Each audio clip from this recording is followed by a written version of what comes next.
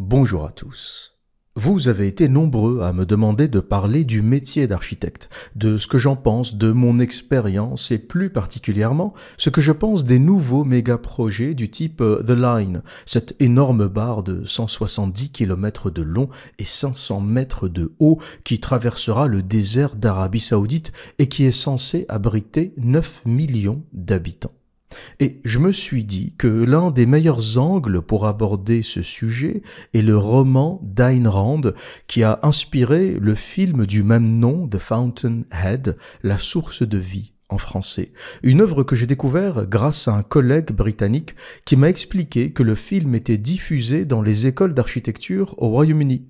Et la raison est que ce film, qui dépeint la vie et les péripéties d'un architecte passionné, même si très caricatural, est incroyablement didactique pour expliquer ce métier aux profanes, ou aux curieux, ou même à ceux qui pensent connaître ce métier, mais qui se trompent généralement sur sa réalité.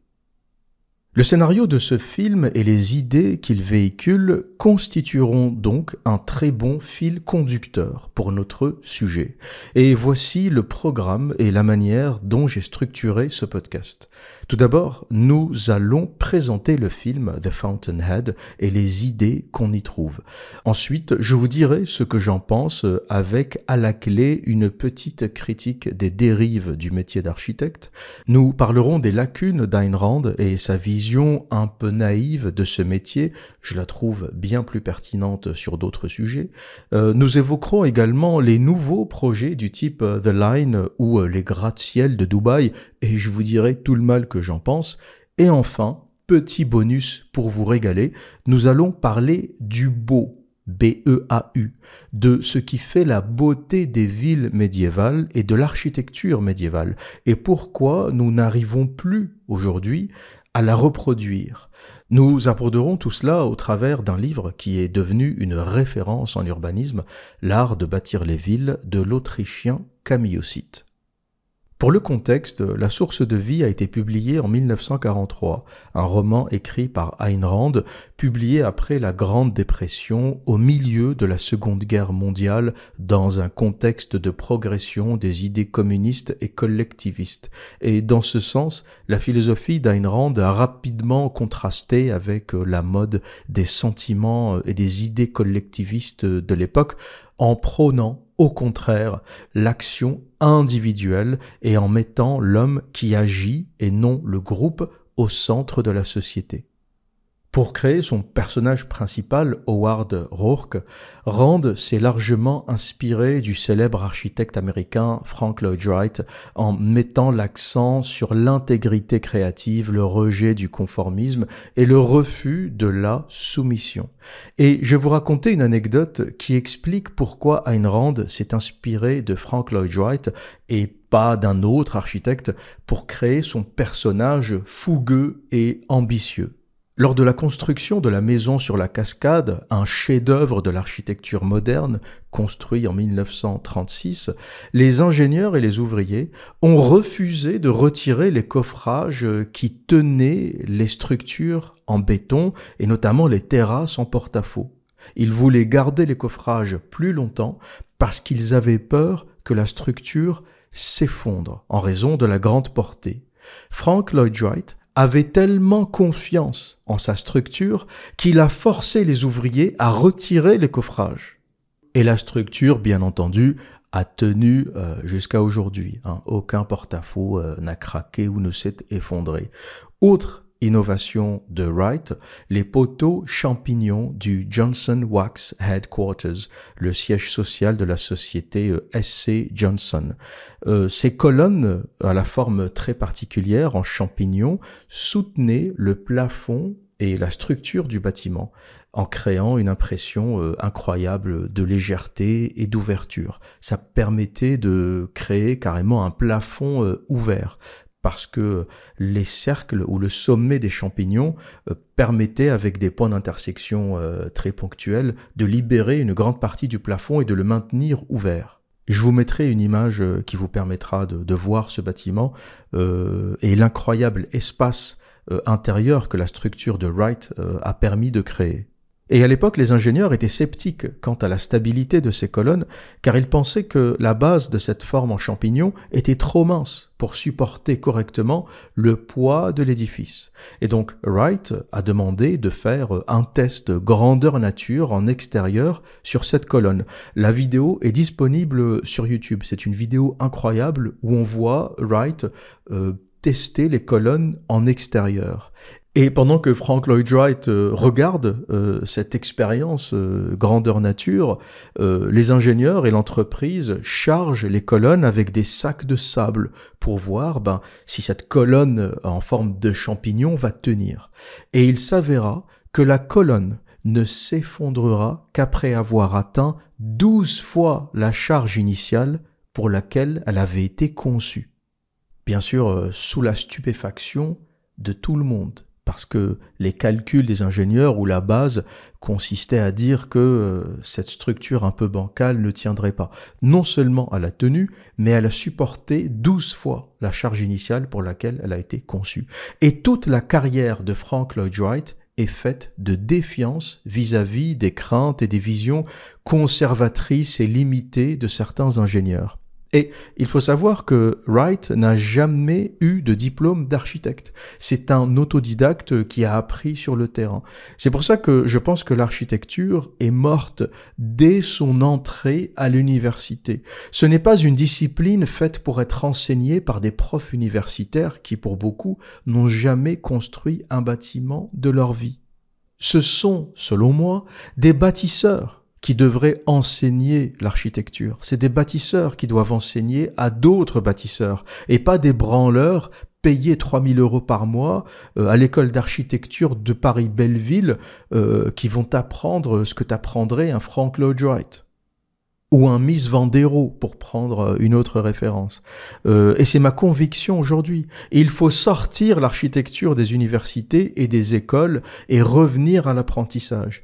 L'architecture, c'est une discipline du concret, c'est pas de la psycho, c'est pas de la sociologie.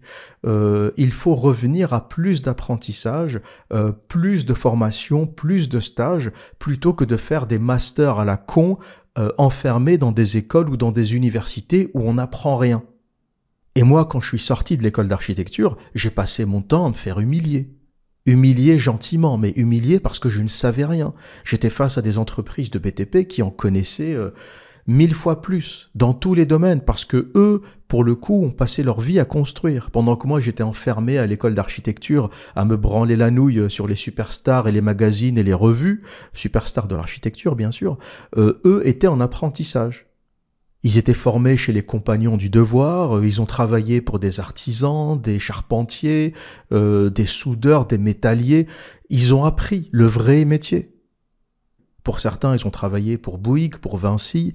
Ça, c'est plus pour la partie chef de chantier ou responsable de chantier. Ces grandes entreprises, en général, ce qu'elles t'apprennent, c'est la logistique. Elles t'apprennent l'ordre, la logistique, l'organisation, le planning. Tu peux pas être bordélique sur un chantier de 50 millions d'euros. Si t'es bordélique, tu fais faillite. Donc en général, ces grandes boîtes, elles t'apprennent la gestion du projet. Alors que l'artisan, lui, t'apprend plus comment faire les choses, comment construire. Et toi, tu sors de l'école, tu fais face à ces gens qui, eux, ont passé leur vie sur des chantiers pendant que toi, tu t'astiquais la nouille sur de la théorie et t'es perdu. Paumé. Tu sais rien faire. Pour vous donner une idée de la stupidité des écoles d'architecture et de la formation, aujourd'hui, tu passes 6 ans en école d'architecture, 5 ans de master et 1 an de HMO, ce qu'on appelle l'habilitation à la maîtrise d'œuvre. Il faut savoir que quand tu as ton diplôme de master, tu ne peux pas porter le titre architecte. Tu es diplômé en architecture, mais tu ne peux pas porter le titre architecte. Pour pouvoir porter le titre, il faut être inscrit à l'ordre des architectes. Et donc, il faut faire ce qu'on appelle la HMO, l'habilitation à la maîtrise d'œuvre, qui est 1 année supplémentaire au bout de laquelle tu pourras enfin t'inscrire à l'ordre et porter le titre. Donc tu fais 6 ans, 5 ans plus 1 an, sans ne jamais apprendre comment on monte un mur en briques, ni une simple cloison en placo-style, en placo-plâtre, ou comment on coule une dalle ou on pose une étanchéité. T'apprends rien de tout ça en école. Tu découvres tout ça quand t'arrives sur les chantiers. Mais avant ça, c'est 5 ans de branlette théorique. C'est pour ça que les architectes sont aussi nuls aujourd'hui. L'architecte, c'est la hantise des chantiers, y compris les superstars. Quand Jean Nouvel ou Zaha Hadid à l'époque, lorsqu'elle était vivante, débarquaient sur un chantier, tout le monde tirait la gueule, ou Franck Gehry, un autre branleur qui dessine des formes que personne ne sait construire. Les ingénieurs, les ouvriers, tout le monde tire la gueule parce qu'on sait que c'est des branleurs qui font de jolies formes sur le papier, mais qui ne savent pas construire. Tous les grands projets de Franck Gehry, de Zaha Hadid, de Jean Nouvel ont des problèmes d'étanchéité, de fonctionnement, parfois de structure. C'est un bordel ces projets. C'est beau sur le papier, c'est impressionnant, c'est esthétique, mais à construire, c'est une merde intégrale et à gérer, c'est une merde encore plus grande. Et pour vous dire à quel point le niveau est mauvais, pour vous dire à quel point la formation dans les écoles d'architecture est larguée, on avait reçu un jeune, je vais vous raconter une anecdote, on avait reçu un jeune diplômé en agence d'architecture il y a 2 ou 3 ans, et je passais en revue ses plans. Vous savez qu'on vérifie toujours les plans avant de les envoyer, et en général c'est l'architecte senior, celui qui est un peu au-dessus, qui a un peu d'expérience, qui vérifie les plans qui sont faits par les plus jeunes avant de les envoyer à l'entreprise ou au client. C'est des process internes de vérification. Donc je regardais les plans qu'il avait dessinés, et je trouvais que ces cloisons intérieures étaient énormes. Et je lui dis, comment t'as dessiné tes cloisons? Comment t'as dimensionné tes cloisons? Et il me dit, je sais pas, j'ai dessiné 2 lignes, grosso modo, et puis voilà, un mur, c'est un mur. Mais je lui dis, comment t'as défini l'épaisseur de la cloison sur ton plan? Comment tu sais si c'est 10, 15, 20 centimètres? Comment, à quel moment tu décides? Comment t'as dimensionné tout ça? Et il me dit, je sais pas, j'ai regardé les autres plans, c'était grosso merdo 15 ou 20 cm et j'ai mis ça. Et donc je lui dis, tu ne sais pas comment dimensionner une cloison. Tu ne sais pas, en gros, comment on détermine l'épaisseur d'une cloison. Et pour le coup, je lui ai appris, quoi. C'est tout ce que tu peux faire. Il est jeune, c'est mon rôle de lui apprendre une chose aussi simple que l'épaisseur de la cloison placo-style. Il a jamais appris ça à l'école. Et donc, je l'ai emmené sur le site de British Gypsum. C'est là où on se fournit en plaque de BA13. Donc, je lui ai montré la plaque. Je lui ai dit, la plaque, elle fait 13 mm, la plaque de plâtre, c'est pour ça qu'on appelle ça BA13 en France. En Angleterre, c'est juste plasterboard, plaque en plâtre, mais en France, on appelle ça BA13 parce que la plaque fait 13 mm. Ensuite, il y a le support vertical, en anglais, c'est le stud, en français, c'est le style, c'est pour ça qu'on appelle ça une cloison placo-style, donc en général, ça fait 75 mm, et ensuite, tu as, pour fermer la cloison, une fois que tu as mis de l'isolant phonique à l'intérieur, tu mets une autre plaque de 13 mm. Donc, 13 plus 75 plus 13, t'arrives à 101. Donc une cloison intérieure simple fait 101 mm. Voilà comment on dimensionne une cloison intérieure simple. Après c'est autre chose, si c'est une cloison qui doit aller dans une salle de bain pour supporter un évier par exemple, là on va renforcer la cloison en ajoutant une épaisseur de contreplaqué. On appelle ça en anglais plywood. Donc une épaisseur différente, donc une structure de mur différente. Et tout ce que je vous dis, on ne l'apprend pas en école d'architecture. J'ai appris ça sur les chantiers, j'ai appris ça en parlant avec des plaquistes, j'ai appris ça en faisant mon expérience. Tu passes 6 ans en école d'architecture sans qu'on t'explique comment construire une putain de cloison intérieure en placo-plâtre, la base de la base. N'importe quelle personne, sans être architecte, qui a fait des travaux chez lui à la maison, sait comment on fait une cloison placo-style. T'as des architectes qui ont fait 6 ans d'études qui sont pas foutus de te dire comment ça marche. Et ils apprennent ça plus tard, en agence, avec l'expérience. Et aujourd'hui, les jeunes architectes qui sortent des écoles ne savent pas dimensionner les éléments du projet.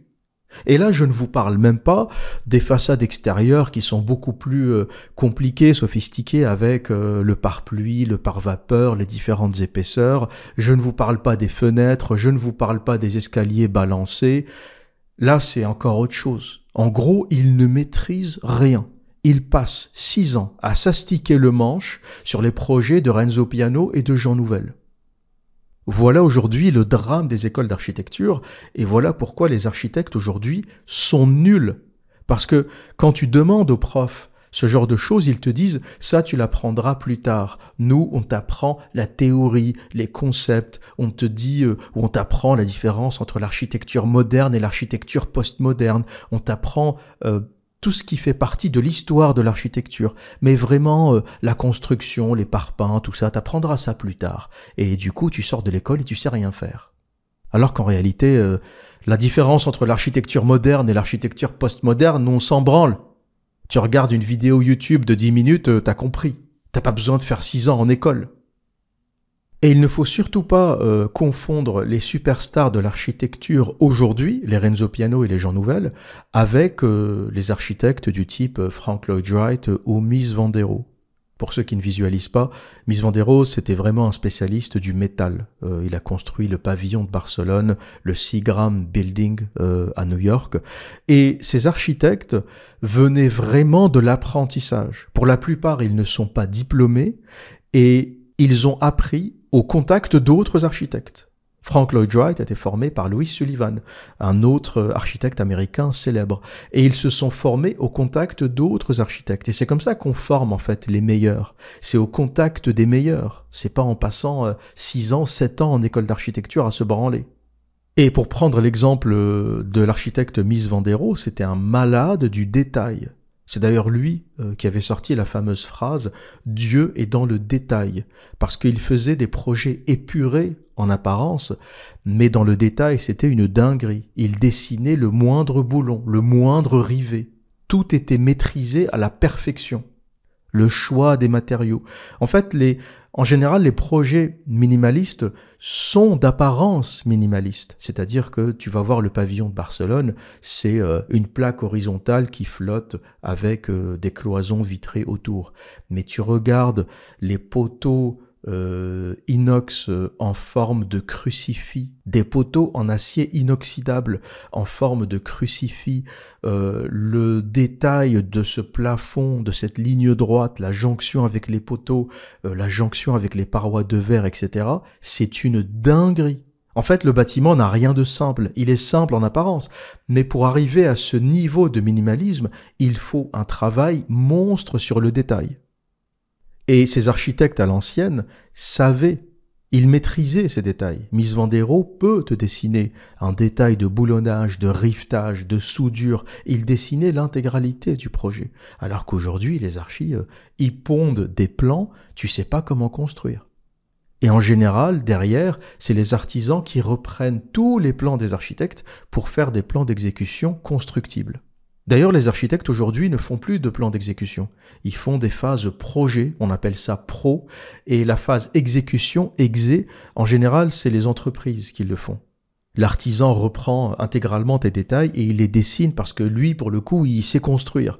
Donc, il dessine les vrais détails d'exécution qui, finalement, sur le chantier, permettront de construire. Et pour conclure ce point, la raison de l'incompétence des architectes aujourd'hui est qu'ils traversent 6 ans d'études sans être confrontés au concret de l'économie du projet, par exemple, le chiffrage. On t'explique jamais pendant 6 ans comment tu chiffres un projet. Ça, c'est une dinguerie quand même. Le nerf de la guerre, c'est l'argent, mais on ne t'apprend pas à chiffrer. Sans être confronté au monde de l'artisanat, comment travaille un artisan, comment il fabrique, comment il produit ces détails, sans être confronté à la réalité de la fabrication et de l'usinage. Comment reconnaître un profil de fenêtre fabriqué par Schuko en Allemagne ou une merde fabriquée en Chine? Comment faire la différence entre un verre trempé de haute qualité fait par Saint-Gobain ou une merde fabriquée en Chine ou en Turquie? Tout ça, je l'ai appris avec la pratique et au prix de beaucoup d'humiliations en réunion de chantier. Et ça, s'il y a des étudiants en architecture qui m'écoutent, je vous dis ce qui va vous arriver. Vous allez sortir de l'école et vous allez vous faire humilier parce que tout le monde autour de la table sait que vous ne savez rien. C'est admis aujourd'hui, tous les artisans, tous les constructeurs, tous les ouvriers, tous les ingénieurs savent que les architectes sont des brels. Tout le monde le sait. Donc le conseil que je te donne quand tu sors de l'école, c'est de ne pas faire l'arrogant. Tu fais comme moi, tu fermes ta gueule. Moi, je me suis pris 2-3 baffes, j'ai un peu fait l'arrogant au début, je me suis pris 2-3 baffes, je me suis mis en mode apprentissage. J'ai fermé ma gueule. Avant, quand un artisan me disait on peut pas faire ce détail, c'est pas réaliste, ça marche pas, je haussais le ton, tu vois, je disais oui, mais vous le saviez, vous avez répondu à l'appel d'offres, fallait le dire avant, démerdez-vous pour le construire. Bon, en général, tu te prends une baffe. Il te dit je sais pas, qu'est-ce que on va pas le construire en Bluetooth. Quand je te dis que ça tient pas, c'est que ça tient pas. Maintenant, j'ai une autre attitude. Quand le gars me dit je ne peux pas, je lui donne un crayon et je lui dis dessine-moi ce que toi tu penses est meilleur. Récemment, j'avais un détail d'une fixation de garde-corps en nez de dalle. J'ai le métallier qui me dit je sais pas faire, mais je peux vous proposer autre chose. Je l'ai fait sur un autre chantier. Je lui ai donné le crayon et je lui ai dit dessine-moi ce que tu penses. Dessine-moi ce que toi tu penses est réaliste. Il m'a fait son bout de croquis, je l'ai pris à l'agence, je l'ai fait redessiner et on a avancé comme ça. C'est-à-dire que j'essaye de comprendre ce que l'artisan sait faire, ce qu'il me propose, ce qu'il maîtrise et j'avance avec lui. Et ça, on te l'apprend pas à l'école. À l'école, on t'apprend que l'architecte, c'est Dieu, il maîtrise, il sait tout, et tu réalises que tu sais rien. N'importe quel charpentier en sait beaucoup plus que toi sur les structures bois, n'importe quel métallier, n'importe quel soudeur en sait beaucoup plus que toi sur le métal, n'importe quel étancheur en sait beaucoup plus que toi sur les étanchéités, sur les toitures, et il faut juste avoir la modestie, parce que tu ne peux pas tout savoir. À un moment, tu vas pas être spécialiste du bois, du métal, de la brique, de l'étanchéité, tu peux pas être spécialiste en tout. Et l'intelligence de l'architecte aujourd'hui, c'est de savoir qu'il ne sait pas et de travailler avec les autres. Au lieu de dire à l'étancheur, voilà ce que tu vas faire, ferme ta gueule, tu lui dis, mais qu'est-ce que tu me proposes? Est-ce que tu as une alternative? Est-ce que tu penses qu'on peut utiliser tel ou tel produit? Et lui, il va te dire, parce qu'il fait ça du matin au soir, c'est un étancheur. Il va te dire j'ai fait ça sur tel projet, on a fini en dégâts des eaux, j'ai fini au tribunal, c'est un produit de merde, je vous conseille plutôt ce produit. Ils ont un vécu, ils ont une histoire, donc faut les écouter, parler avec eux et avancer intelligemment avec les technologies disponibles. Au lieu de faire comme Franck Gehry, dessiner un caca avec des courbes dans tous les sens et imposer ça aux ingénieurs et aux entreprises qui vont galérer pour le construire. Avec des budgets qui explosent, avec un client qui est pas content, avec des entreprises qui font parfois faillite parce qu'elles ont répondu à l'appel d'offres et elles ont sous-estimé la difficulté du projet, etc. Et aujourd'hui, c'est même une partie de plaisir en fait. Discuter avec les artisans, discuter avec les gens qui savent construire, c'est pas une contrainte. T'apprends au contact des autres et tu te perfectionnes. Et moi, j'ai commencé à apprendre lorsque j'ai compris que je ne savais rien.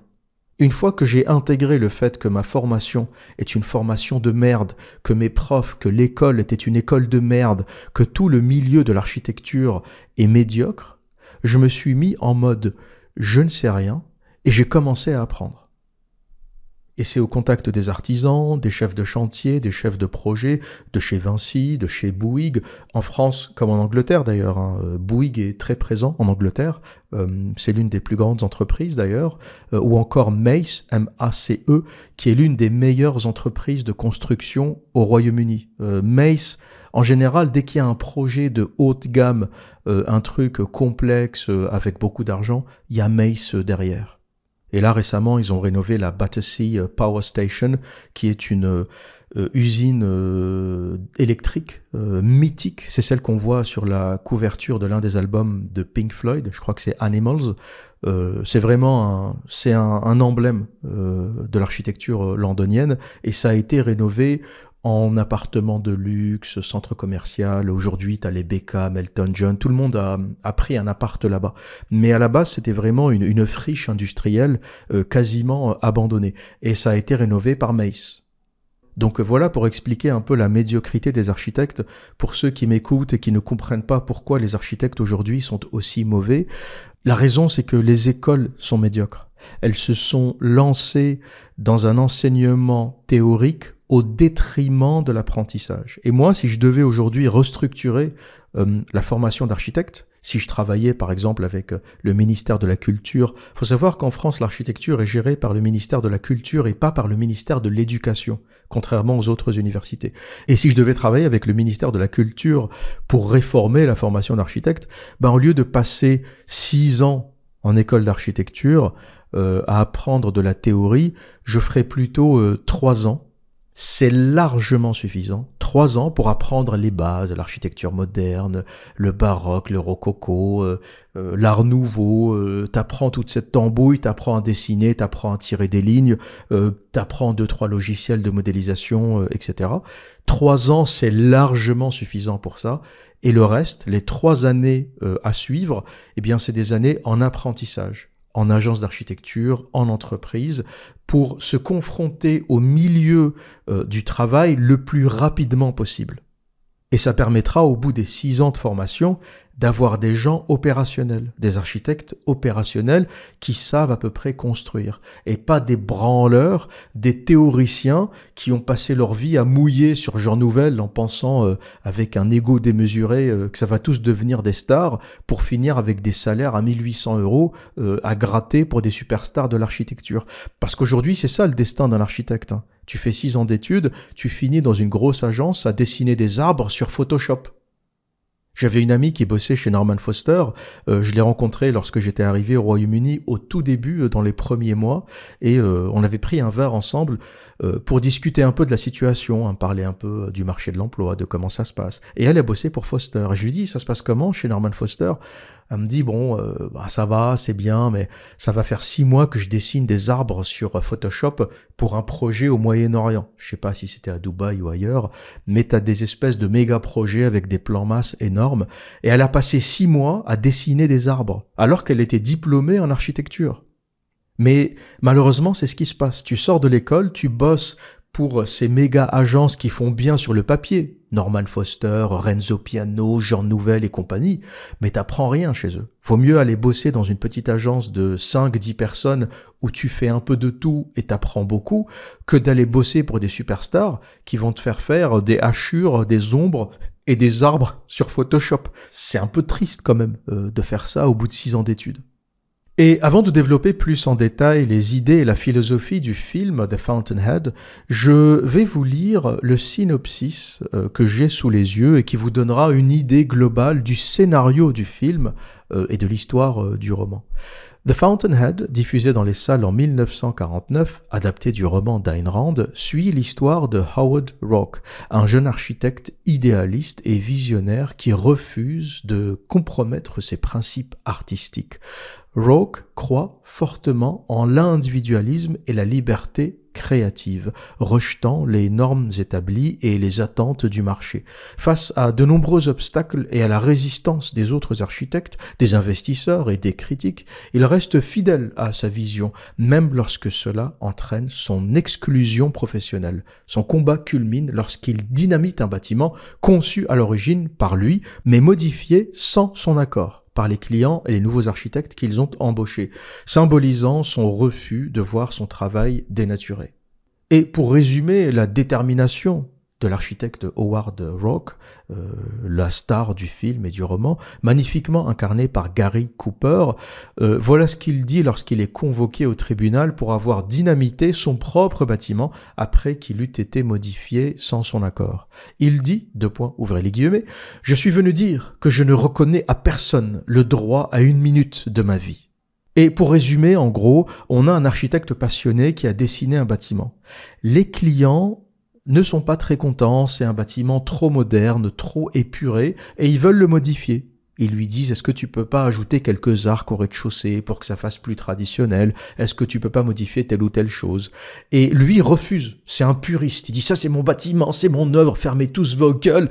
Je veux le conserver tel quel. Les clients, c'est eux qui payent, les investisseurs, c'est eux qui payent, donc ils lui disent, va te faire foutre, ils embauchent d'autres architectes et ils font modifier son projet. Lui s'énerve, il est offensé, il fait quoi? Il dynamite le bâtiment après sa construction. Le bâtiment est fini, avec la nouvelle architecture qui ne lui plaît pas, il dynamite le bâtiment, il l'explose. Et dans ce film, on voit le meilleur et le pire de l'architecte. On a un homme convaincu de ses idées, de son architecture, de son design, qui est contraint par les investisseurs de modifier son architecture jugée trop progressiste, de modifier son design pour plaire à une plus large audience. Comme il refuse, ces mêmes investisseurs confient à un autre architecte la mission de modifier le projet initial. Donc Howard Roark, notre architecte star, a 2 ennemis. les investisseurs, donc les clients qui veulent modifier le projet, les mandataires, et il a aussi ses collègues architectes qu'il considère comme des traîtres parce qu'ils reprennent le projet pour le modifier comme le veulent les clients. Et en l'occurrence, je ne me souviens plus exactement du détail, mais par exemple, sur une tour, sur un gratte-ciel, un parallélépipède minimaliste, le client va dire « ajoute des arcs au rez-de-chaussée pour que ça fasse un peu plus classique, parce que là c'est trop brutal, ça me plaît pas beaucoup ». Et la raison pour laquelle je vous disais que l'attitude de Howard Roark, le héros de Ayn Rand, représente le pire comme le meilleur de l'architecture ou de l'architecte, et là je vous donne mon avis personnel, qui contredit l'avis d'Ayn Rand, que je considère faux sur cette question. Ayn Rand, en écrivant ce roman, tombe dans le piège de l'architecte superstar qui joue à Dieu et qui ne veut faire aucune concession. Mais le problème, c'est que la vie est faite de concessions. Tout est concession, tout est négociation. Si tu penses que tu arrives dans un projet ou dans un business en disant « c'est comme ça et pas autrement, fermez tous vos gueules », t'as rien compris. Et la raison pour laquelle je diverge avec la vision de l'architecte omnipotent, omnipuissant qui joue au dieu grec blessé dans son ego est la suivante. Oui, c'est bien d'avoir des convictions, c'est dans ce sens que je dis ça représente le pire et le meilleur. Le meilleur, c'est avoir des convictions. Oui, c'est bien d'avoir des convictions. Oui, c'est bien de s'affirmer. Mais l'architecte n'est pas un artiste. La vision de l'architecte mégalomane a été une catastrophe pour le métier d'architecte. Parce que dans la réalité, un architecte n'existe que parce que le client existe. Sans client, sans maître d'ouvrage, sans mandataire, sans investisseur qui apporte l'argent, l'architecte n'existe pas. Au mieux, il est au chômage. C'est quoi un architecte sans client, sans mandataire, sans investisseur? C'est un chômeur. C'est un chômeur. L'architecte n'existe que parce que le client existe. Donc tu ne peux pas l'insulter. La moindre des choses, c'est d'écouter ton client, d'écouter ton investisseur. C'est lui qui apporte l'argent pour le projet. Tu peux pas faire ta princesse, ta ballerine en disant « voilà comment on va faire ». Le gars, il apporte 50 millions sur la table pour construire un bâtiment. C'est lui, 50 millions, c'est lui qui prend le risque, c'est lui qui s'endette, c'est lui qui va voir les banques. Il ramène le cash sur la table. Et toi, comme une princesse, tu lui dis « non, c'est mon projet, c'est mon œuvre, je veux pas que tu la dénatures ». Ferme ta gueule. Tu parleras lorsque tu apporteras 50 millions sur la table. Là, tu feras ce que tu voudras. Pour le moment, c'est moi qui les ramène, c'est moi qui prends le risque. Donc si je veux des arcs, tu mets des arcs et tu fermes ta gueule. Et dans ce sens, il est normal que le client ou que l'investisseur ait son mot à dire. Y compris s'il a envie d'ajouter des arcs gothiques sur son gratte-ciel au rez-de-chaussée. Et le travail d'un bon architecte, ce n'est pas de dire avec mépris à son client « t'es une merde, t'es un beauf, les arcs gothiques ça ne se fait plus, c'est démodé ». Mais c'est plutôt de lui dire « on peut travailler sur une version moderne de l'arc gothique. Je peux vous proposer quelque chose, quelques dessins, quelques modélisations, pour mettre cette architecture médiévale au goût du jour. » C'est ça un bon architecte. Il veut des arcs gothiques au rez-de-chaussée de son gratte-ciel. Fais-lui une modélisation avec des arcs gothiques. Au moins, il pourra voir, il pourra se dire « effectivement, c'est de la merde » ou il pourra se dire « bah effectivement, j'aime bien. Mon intuition initiale était la bonne. » Et preuve que c'est possible, les plus beaux gratte-ciel de New York sont d'inspiration gothique ou renaissance ou baroque rococo. C'est ce qu'on a appelé l'art déco. C'est quoi l'art déco? Ce sont des architectes qui voulaient retrouver dans l'architecture moderne des années 20 et 30 des éléments de l'architecture classique qui faisaient la beauté des villes européennes. Le Chrysler Building, l'Empire State Building, le Rockefeller Center, tout ça, c'est de l'art déco. Et les deux cohabitent très bien, et c'est ce qui fait la beauté et la diversité de New York aujourd'hui. T'as le radicalisme moderne du Seagram Building de Mies van der Rohe, cette espèce de monolithe pur, noir, qui monte comme ça vers le ciel, une façade plane, lisse, sans aucun détail.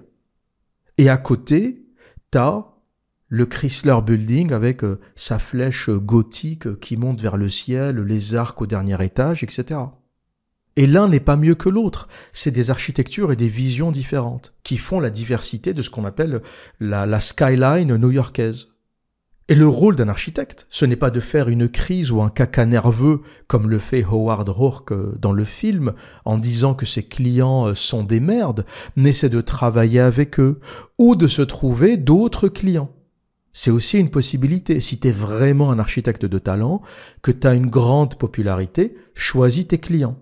Henri Siriani, l'architecte franco-péruvien, avait dit quelque chose de très intéressant qui résume bien la situation.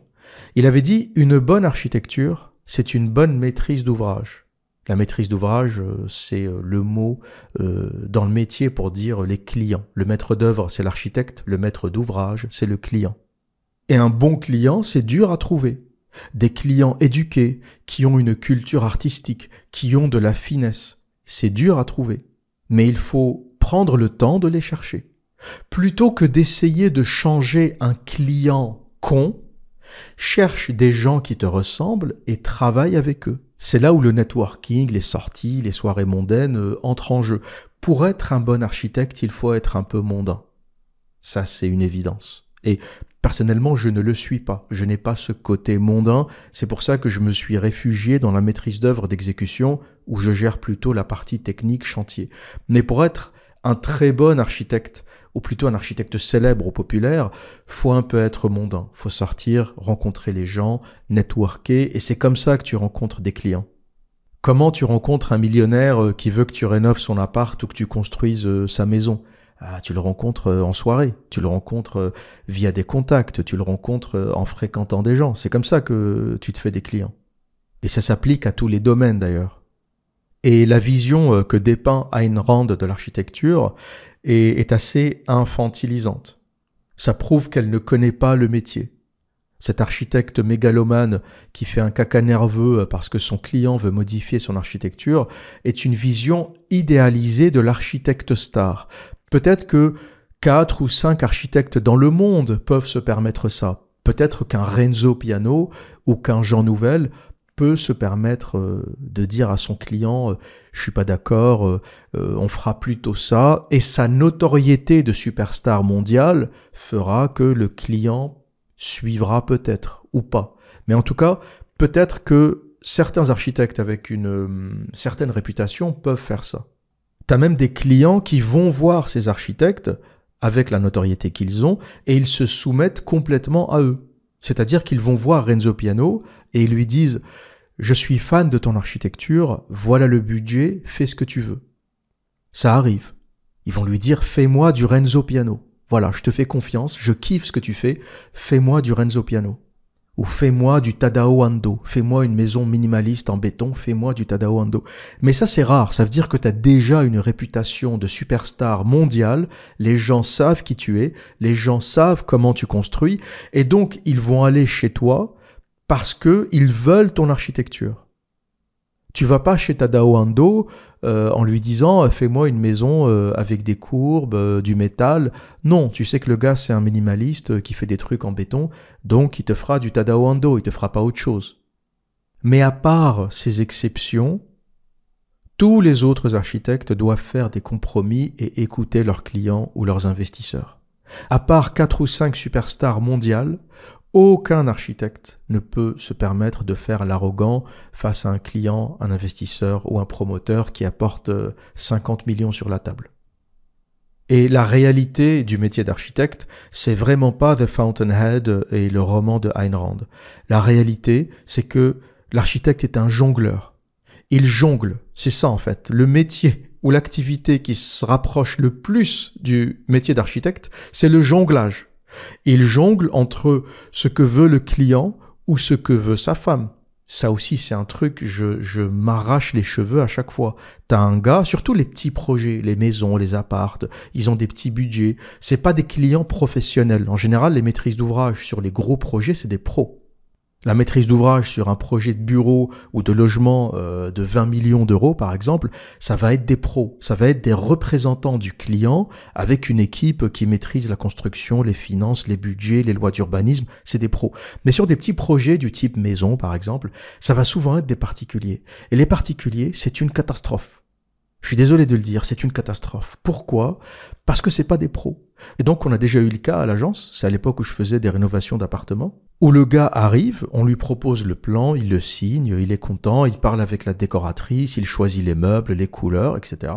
Et puis, il revient 2-3 jours plus tard. Tu vois, toi, t'as tout fini. T'as mis une équipe pour travailler, t'as dépensé de l'argent, t'as passé des heures, t'as payé tes salariés. Et lui, il vient et te dit, ah, j'ai parlé avec ma femme et on a décidé de changer l'aménagement.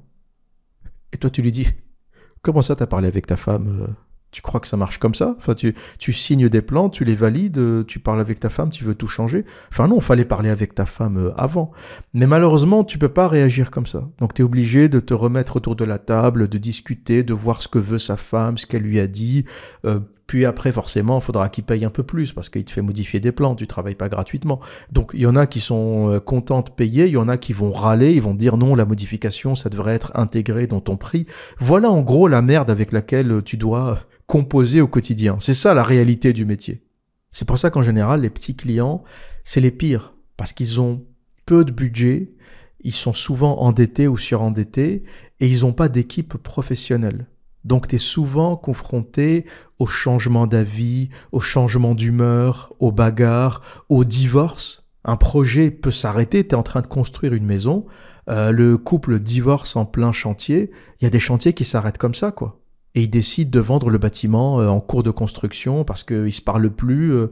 C'est un peu le problème des clients non professionnels, des maîtrises d'ouvrage non professionnelles. C'est pour ça qu'aujourd'hui, je travaille plus pour ces clients-là. C'est fini. Je l'ai fait dans le passé, mais aujourd'hui, je sous-traite pour des entreprises de BTP comme Mace, comme Bouygues. Je travaille avec eux pour faire de la maîtrise d'œuvre d'exécution. Et au moins, eux, il n'y a pas... Voilà.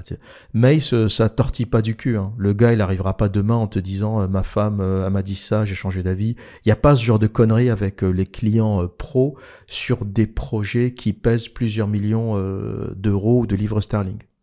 Autre type de jonglage, le budget. On jongle avec le budget, le coût, donc tu passes ton temps à discuter avec l'économiste pour savoir si ça rentre dans les cases, s'il faut changer de matériau, s'il faut supprimer tel ou tel matériau, le remplacer par un moins cher, etc. Tout ça, ça fait partie du métier. On jongle avec le savoir-faire des entreprises et la réalité du terrain. Je vais vous donner un exemple concret. Un client qui me dit « je veux une maison en bois à Paris », je lui dis d'aller se faire enculer. En France, on a très peu de savoir-faire dans les filières bois. On est un pays de béton et de parpaing. Donc non, je ne te construis pas de maison bois à Paris. J'ai construit une fois dans ma vie une maison entièrement en bois et on a tout commandé d'Allemagne. Les Allemands sont les champions européens de ce qu'on appelle le cross-laminated timber, le lamellé collé en français. Ça existe en France, mais on est sous-développé par rapport à ce que savent faire les Allemands et les Autrichiens dans les filières bois. Plus précisément, le bois structurel, cross-laminated timber. Même les Britanniques n'ont pas le niveau. Et sur le projet que j'ai dessiné, toute la maison, c'était une maison de plein pied, a coûté 60 000 €, fabriquée, posée, installée, et elle est arrivée en kit depuis l'Allemagne. Murs, toiture, fenêtres, tout est arrivé en kit et ils ont tout construit en 4 semaines. Ils ont monté les murs, posé la toiture, posé les fenêtres. En 4 semaines, c'était réglé. Les seules choses qui n'étaient pas incluses, c'était la dalle béton qu'on devait faire avant que la maison n'arrive, avant que l'entreprise allemande n'arrive. Et ensuite, tout ce qui est intérieur. Cloison légère, électricité, ventilation, ça c'est hors budget. Ça s'est fait après avec d'autres entreprises. En gros, ces entreprises allemandes et autrichiennes sont spécialisées dans la structure bois uniquement. Donc, ce qu'ils te demandent, c'est de couler ta dalle en fonction des dimensions de la maison. Donc, tu prépares tout ça. Eux, une fois que la dalle est coulée et sèche, ils arrivent avec la maison en kit. Ils posent les murs, les toitures, les fenêtres. Ils font ce qu'on appelle le clos couvert. Tu as une maison étanche à l'air et à l'eau. Et ensuite, tu commandes séparément tes artisans pour faire l'intérieur, etc. Et donc, le bois, la partie bois, nous a coûté 60 000 €. Et le tout, la maison finie, a coûté 150 000. Et 150 000, c'est pas une maison en parpaing de merde. Hein. C'était une maison magnifique, une maison en bois, incroyablement isolée, aux normes, etc. Largement supérieure à une maison en parpaing. Et donc, lorsqu'on construit, on se pose la question du savoir-faire local. On se demande toujours ce que les meilleurs ouvriers locaux savent faire. Si le savoir-faire local, c'est la brique, le parpaing, le béton, ne te lance pas dans une maison en bois. Tu peux toujours, mais ça va être galère. C'est beaucoup plus facile au Canada. Si tu me dis, fais-moi une maison en bois, voilà, je vis au Canada, je vis à Montréal, dans la banlieue, dans les environs, fais-moi un plan pour une maison en bois, je signe direct. Le Canada, c'est les champions du monde de la maison bois. Je suis certain que je trouverai à Montréal les meilleurs artisans, les meilleures entreprises de charpente bois au monde. Contrairement à la France, les édifices en Amérique du Nord, les petits du moins, tout ce qui est maison, ça se fait en bois.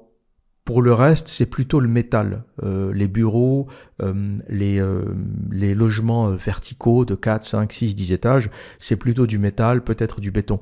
Mais tout ce qui est de plein pied ou un étage, tout ce qui est maison individuelle, c'est du bois. Vous ne verrez jamais personne construire en parpaing. La culture, c'est le bois. Donc, quand tu es au Canada ou aux États-Unis, tu construis ta maison en bois. Quand tu es en France, tu construiras ta maison en parpaing, et en béton. C'est pas l'idéal, mais il faut s'adapter au savoir-faire local. Sinon, tu vas souffrir.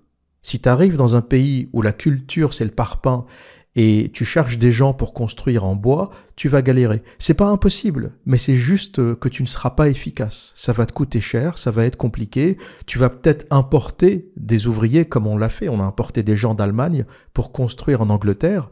C'est l'entreprise qui avait tout fourni en fait. Ils te fournissent, une fois que tu as acheté la maison sur Internet, ils te la livrent et ils te fournissent tout. Les ouvriers la posent, etc. Donc ils sont très bien organisés. C'est des Allemands. C'est presque un pléonasme de dire allemand organisé. Ça coule de source. Donc voilà avec quoi doit jongler l'architecte. Et c'est pour ça qu'après ce podcast, vous allez voir The Fountainhead, le film, et vous allez aussi voir à quel point la vision d'Ayn Rand est délirante. Elle est perchée. C'est peut-être ce qu'elle pense du métier d'architecte, mais elle est à 1 million d'années-lumière de la réalité de ce métier. Et encore plus aujourd'hui, parce qu'avant, il y avait beaucoup d'architectes indépendants. Avec la crise, le chômage, la réalité d'un architecte aujourd'hui, c'est dessiner des plans sur Photoshop pour une grande agence d'architecture de 150 personnes. C'est ça la réalité, hein. Ou au mieux, tu feras des modélisations sur Revit, tu feras des plans. Mais c'est très très difficile d'être architecte indépendant aujourd'hui. C'était beaucoup plus facile dans les années 50, 60, pendant les 30 glorieuses. Il y avait beaucoup de travail, beaucoup d'architectes à leur compte. Dès que tu sortais de l'école, tu pouvais te mettre à ton compte après avoir travaillé 1 ou 2 ans. Aujourd'hui, la réalité de l'architecte, c'est salarié à 2000 €. Hein. Faut être réaliste. Et moi, je me suis sauvé de ça pour faire de la maîtrise d'œuvre d'exécution parce que je gagnais pas d'argent. J'ai regardé, j'ai comparé, il n'y avait pas photo. Architecte, concepteur, c'était 2000-2200 €. Maître d'œuvre d'exécution, les salaires commençaient à 3500-3700 € net. Donc je me suis dit, fais de la maîtrise d'œuvre d'exécution, c'est fini ces conneries. Et j'ai eu raison et je me suis mis à mon compte et j'ai gagné beaucoup plus tard en faisant des missions de maîtrise d'œuvre d'exécution. Et la raison pour laquelle c'est bien payé, c'est qu'il n'y a pas de formation. Il y a un auditeur qui m'a dit, l'Observateur, on fait comment pour devenir maître d'œuvre d'exécution? J'ai vu que les salaires étaient élevés. En fait, il n'y a pas de formation.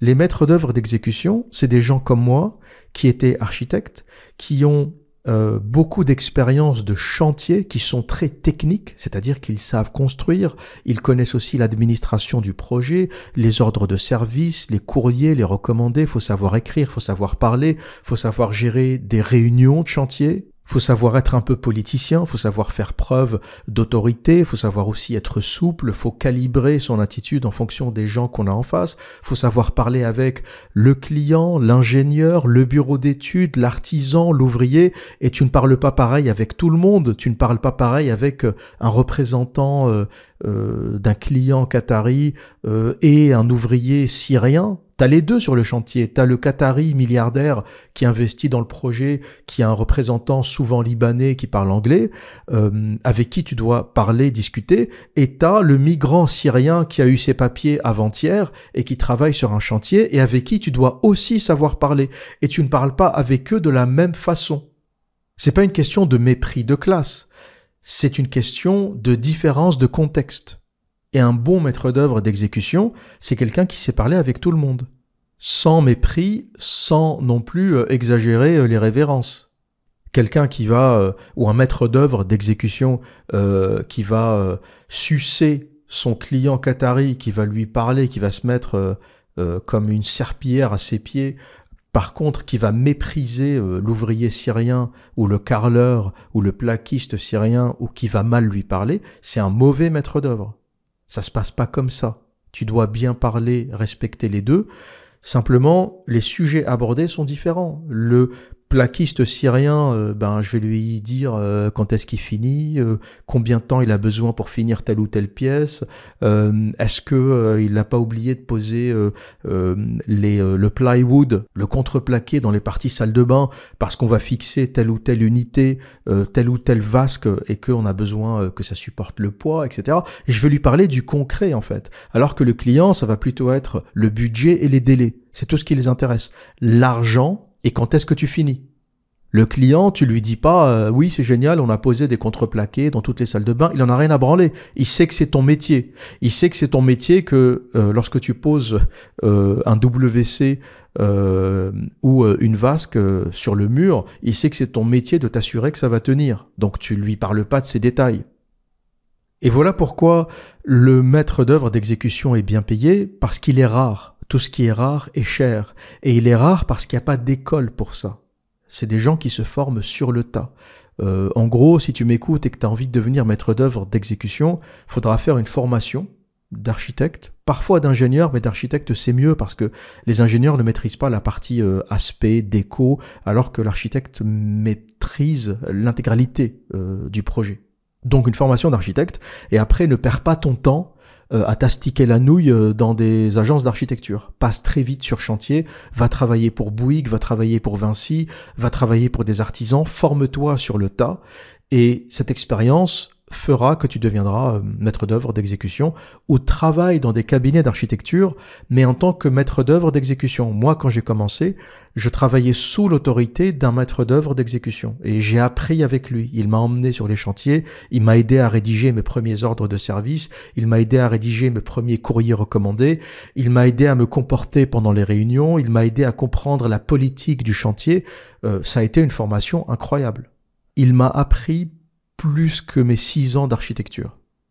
J'ai aussi beaucoup appris, déjà quand j'étais en France, au contact des chefs de chantier de chez Vinci, des chefs de projet. J'ai plein d'anecdotes extrêmement intéressantes. Je ne sais pas si je pourrais les raconter aujourd'hui. Allez, je vais vous en raconter une parce qu'elle est géniale, elle est bien. Je me rappelle, je m'étais emporté une fois dans une réunion face à Vinci. C'était une branche de Vinci. Je ne peux pas donner le nom parce que là, pour le coup, ça fera trop de détails. Et moi qui représentais l'agence d'architecture, j'étais monté sur mes grands chevaux sur un sujet, je me souviens plus lequel exactement, mais j'avais haussé le ton, la réunion s'est mal passée. Et à la sortie, t'as le chef de chantier qui m'a pris à part, il m'a dit viens, faut que je te parle. Et il me dit à quoi tu joues? Et je lui dis rien, je représente l'agence d'architecture, j'étais pas content et j'arrive plus à me rappeler vraiment sur quel point. Et il me dit je vais être très clair avec toi.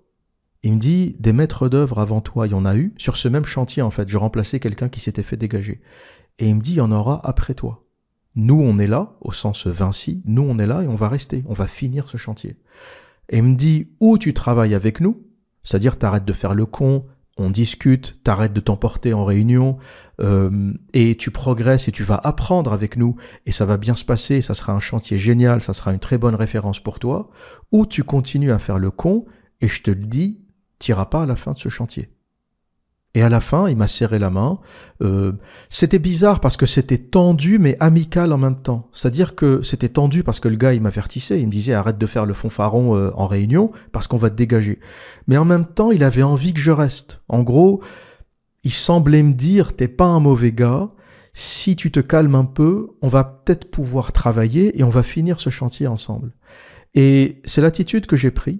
J'ai commencé à me détendre un peu, à appeler les gens, par exemple, au lieu d'envoyer des mails incendiaires, j'ai commencé à les appeler, ou même à les prévenir. C'est-à-dire qu'avant d'envoyer un mail incendiaire, je les appelais en disant « Écoute, là je suis pas content sur tel ou tel point, je te préviens, je vais t'envoyer un mail, je vais mettre le client en copie, et voilà, je préfère te prévenir pour pas que t'aies la surprise. » Et en général, on trouvait un compromis avant que j'envoie le mail. avant que j'envoie le mail incendiaire. Il me dit, c'est quoi ton problème? C'est les délais? Tu vas envoyer un courrier pour dire on est en retard et tu vas nous coller des pénalités? Tu sais très bien qu'on va pas les payer, les pénalités. Arrête de faire le con. On va pas les payer. Si Vinci fait faillite, on finit pas le chantier, donc calme-toi. Et en général, on trouve un accord, on papote un peu et j'arrivais en fait à survivre à des chantiers extrêmement compliqués parce que je parlais avec les gens. C'est tout. Tu comprends que l'entreprise, c'est pas ton ennemi. Ils sont là pour livrer un chantier dans les délais et se faire de la thune. Et qu'en général, surtout les grands groupes, ils sont sérieux, c'est pas des branleurs. Vinci, Bouygues, Mace, c'est pas des branleurs. C'est pas, peut-être sur un autre chantier, t'as des petites entreprises voyous, eux, faut que tu leur rentres dans la gueule. Des gens qui veulent se barrer avec la caisse ou qui veulent t'arnaquer, ça c'est compliqué. Mais quand tu bosses avec les grands, quand tu bosses avec Vinci, t'as compris qu'ils vont pas se barrer avec la caisse. Il y a une renommée, il y a un sérieux, il y a des assurances. Donc, en général, eux, tu bosses avec eux. Et très souvent, ça se passe bien. Et une autre raison pour laquelle l'ego de l'architecte est destructeur, c'est qu'il oublie qu'il construit pour les autres. Une maison, un appartement, ce n'est pas un lieu pour exprimer ton ego, pour compenser ton impuissance ou tes dysfonctions érectiles. C'est d'abord un lieu où vont vivre des gens, des familles, des enfants. Ils vont partager des repas, des anniversaires, des naissances. Ce n'est pas la machine à habiter théorisée par cette sombre merde qui se faisait appeler Le Corbusier, un horloger suisse devenu architecte. Le Corbusier est une superstar dans les écoles d'architecture françaises, mais il est considéré comme une sombre merde partout ailleurs. Surtout en Allemagne, parce qu'il a copié l'école allemande du Bauhaus en moins bien. Au passage, l'architecte, Le Corbusier, était plus qu'un germanophile. Il avait de la sympathie pour les gouvernements autoritaires type fasciste et nazi. Il a écrit plusieurs fois sur l'idée que les gouvernements forts étaient nécessaires pour réorganiser la ville et moderniser la société.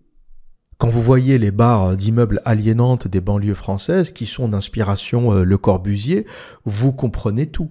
Vous comprenez comment on en est arrivé là. Le Corbusier, c'est l'ordre et la rigueur fasciste appliqués à l'architecture. C'est un fasciste de l'urbanisme et de l'architecture. C'est comme ça qu'on arrive aux banlieues françaises. C'est cette idée ou cette théorie de Le Corbusier du type la machine à habiter. Pour lui, le logement, c'est une machine à habiter.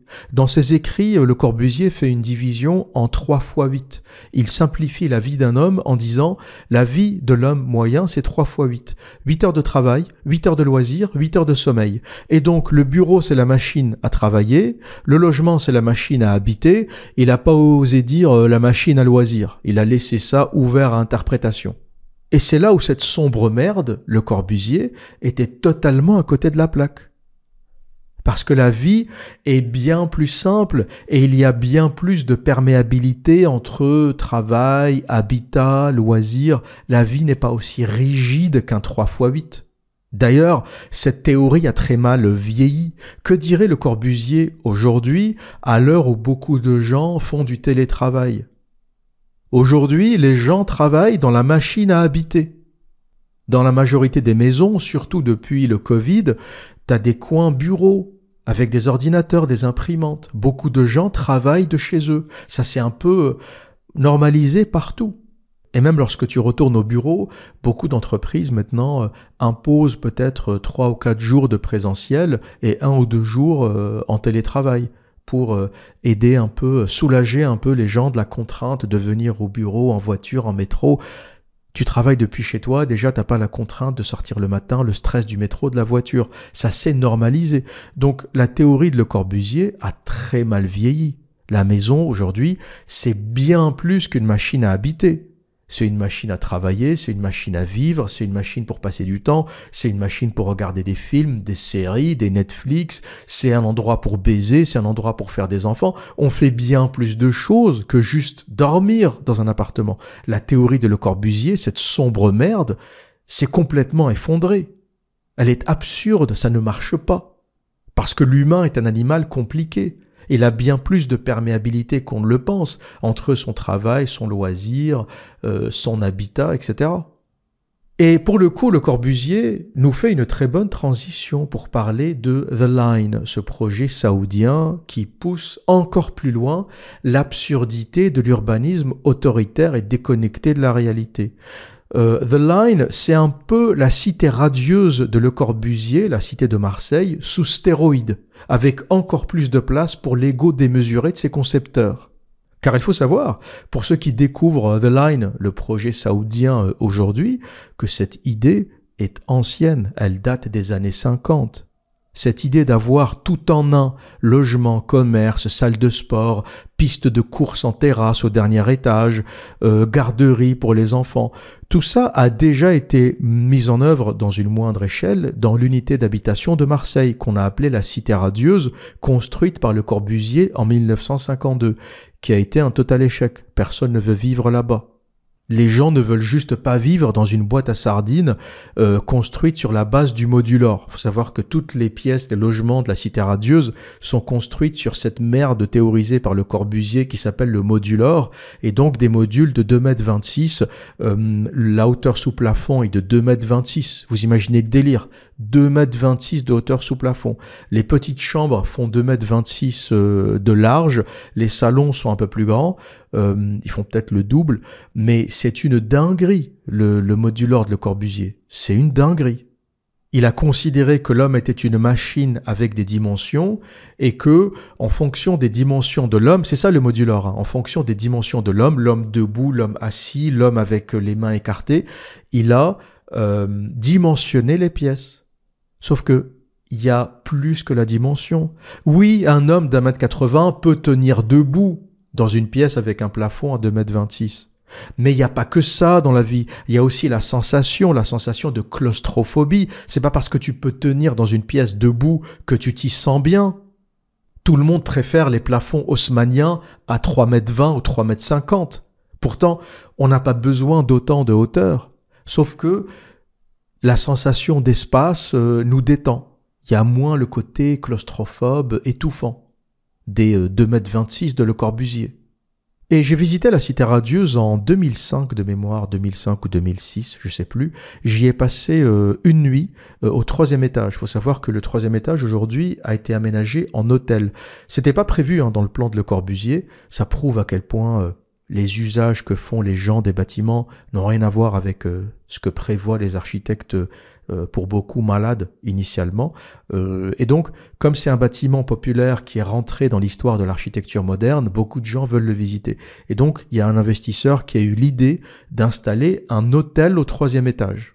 Donc, si vous êtes un fan d'architecture et que vous voulez voir à quoi ressemble un appartement de Le Corbusier, vous pouvez passer une nuit au 3e étage de la Cité Radieuse. Du moins, c'était possible en 2005. Je pense que c'est encore possible aujourd'hui. D'ailleurs, c'est le seul usage vraiment possible et réaliste à cette unité. Il y a des gens qui y habitent, mais moi, si je devais l'acheter, par exemple, j'en ferais un hôtel ou une cité universitaire. Voilà, pour des jeunes ou pour des gens de passage, c'est viable. Mais pour une famille de 5 personnes qui veut y vivre, c'est insupportable. Et l'expérience hôtel n'est pas désagréable, c'est-à-dire que l'espace est très efficace, les couleurs primaires sont agréables, il y a un petit jeu de couleurs dans la Cité Radieuse, jaune, bleu, rouge, et pour dormir une nuit, c'est pas déconnant. C'est l'idée d'y passer sa vie qui rend fou. Tu peux y passer 1 ou 2 nuits, comme tu peux passer 1 ou 2 nuits dans les hôtels japonais minuscules, ça peut se faire. Mais de là à y fonder une famille, élever ses enfants, c'est une autre histoire. Et les séjours dans la Cité Radieuse ne sont pas trop mal, ils sont un peu plus grands, c'est les chambres qui sont délirantes. Les chambres de 2,26 m de large sont incroyablement claustrophobes ou claustrophobiques. Et la dinguerie, c'est que le projet de Le Corbusier en construisant la Cité Radieuse, c'est de dire que la Terre entière pourrait vivre dans des appartements comme ça. Pour lui, c'était généraliser ces logements denses et concentrés et éliminer la maison individuelle. C'était vraiment un fasciste dans l'âme. Si vous me dites c'est quoi le projet de Le Corbusier, c'est un fascisme appliqué à l'urbanisme, c'est un fascisme appliqué à l'architecture, avec cette idée de l'efficacité, de l'ordre. C'était un malade de l'ordre, du contrôle, sauf que l'humain, il ne vit pas d'ordre et de contrôle. C'est pas ça un humain. L'humain a des sensations, l'humain a des sentiments. La claustrophobie, comment t'expliques ça dans un projet d'architecture? Si tu parles à Le Corbusier, il va te dire ah ouais, 2,26 m c'est suffisant. Tu mets un lit qui fait 80 cm de large ou 90 cm de large et t'as de l'espace sur le côté pour circuler. Oui, sur le papier, mais putain, la pièce de 2,26 m me rend dingue. J'ai l'impression d'être dans une prison. Mais le gars est un tel fasciste qui pensait que toute l'humanité pourrait vivre dans des pièces de 2,26 m. Normal. Et l'erreur était de penser seulement avec sa théorie du modulor, de penser seulement à l'efficacité de l'espace, en oubliant le côté psychologique, le côté social, le côté de la vie au quotidien, le côté de l'appropriation de l'espace. Comme je le disais, les gens aujourd'hui font de leur maison des bureaux, des pièces pour faire telle ou telle chose, des salles de jeu pour les enfants. J'en sais rien, tu fais ce que tu veux de ton espace. Et pour résumer, Le Corbusier, qui a été élevé au rang de superstar de l'architecture moderne, n'est en réalité qu'un fasciste idéologique. C'est à cause de lui qu'on arrive aux bars horribles des banlieues françaises. Pas uniquement. L'architecture moderne, c'est tout un mouvement qui commence avec le Bauhaus, qui commence avec les Allemands. Mais ça culmine avec Le Corbusier qui, lui, théorise. Il écrit des livres, il donne des cours, il théorise le truc. Qui était en réalité un fascisme urbanistique ou architectural. C'est le fascisme appliqué à l'architecture. Et lui était fan, Le Corbusier était fan des nazis, du fascisme, parce qu'il était fasciné par l'ordre. C'est quelqu'un qui aime cette idée de l'ordre. On va contrôler les gens, on va les mettre dans des boîtes, on va contrôler leur temps. Ils vont dormir 8 heures, ils vont travailler 8 heures, ils vont avoir 8 heures de loisirs. Ça sera comme ça et pas autrement. C'est un malade. Et pour revenir à The Line, le projet saoudien, c'est Le Corbusier sous stéroïdes. C'est un autre projet fasciste, mais avec une autre ambition. L'ambition de The Line, c'est la mégalomanie de Mohammed Ben Salman, qui veut prouver qu'il a la plus grosse. C'est pas un projet nécessaire. Qui a besoin d'un bâtiment de 170 km de long? Qui a besoin, en Arabie Saoudite, d'héberger 9 millions de personnes dans une bar? C'est une dinguerie. Donc, ça n'a rien de logique ou de réaliste ou de concret. C'est un projet mégalomane où au travers duquel Mohammed Ben Salman veut montrer qu'il a la plus grosse de la région. C'est un concours d'ego. Et c'est aussi un symptôme de l'Arabie Saoudite agonisante qui cherche une solution à l'après-pétrole et aussi à l'après-islam. Parce qu'il y a deux choses qui vont s'effondrer quasiment simultanément pour l'Arabie Saoudite. À moyen, long terme, peut-être une génération ou un peu plus. Il y a les revenus du pétrole qui vont s'effondrer et il y a les revenus du pèlerinage. Avec une population qui se modernise, qui est de moins en moins religieuse, avec l'islam qui perd un peu en popularité. À part les naissances aujourd'hui, il n'y a rien vraiment en termes de progression de l'islam. C'est-à-dire que lorsqu'on dit qu'il y a 1,5 milliard de musulmans, c'est basé sur les prénoms.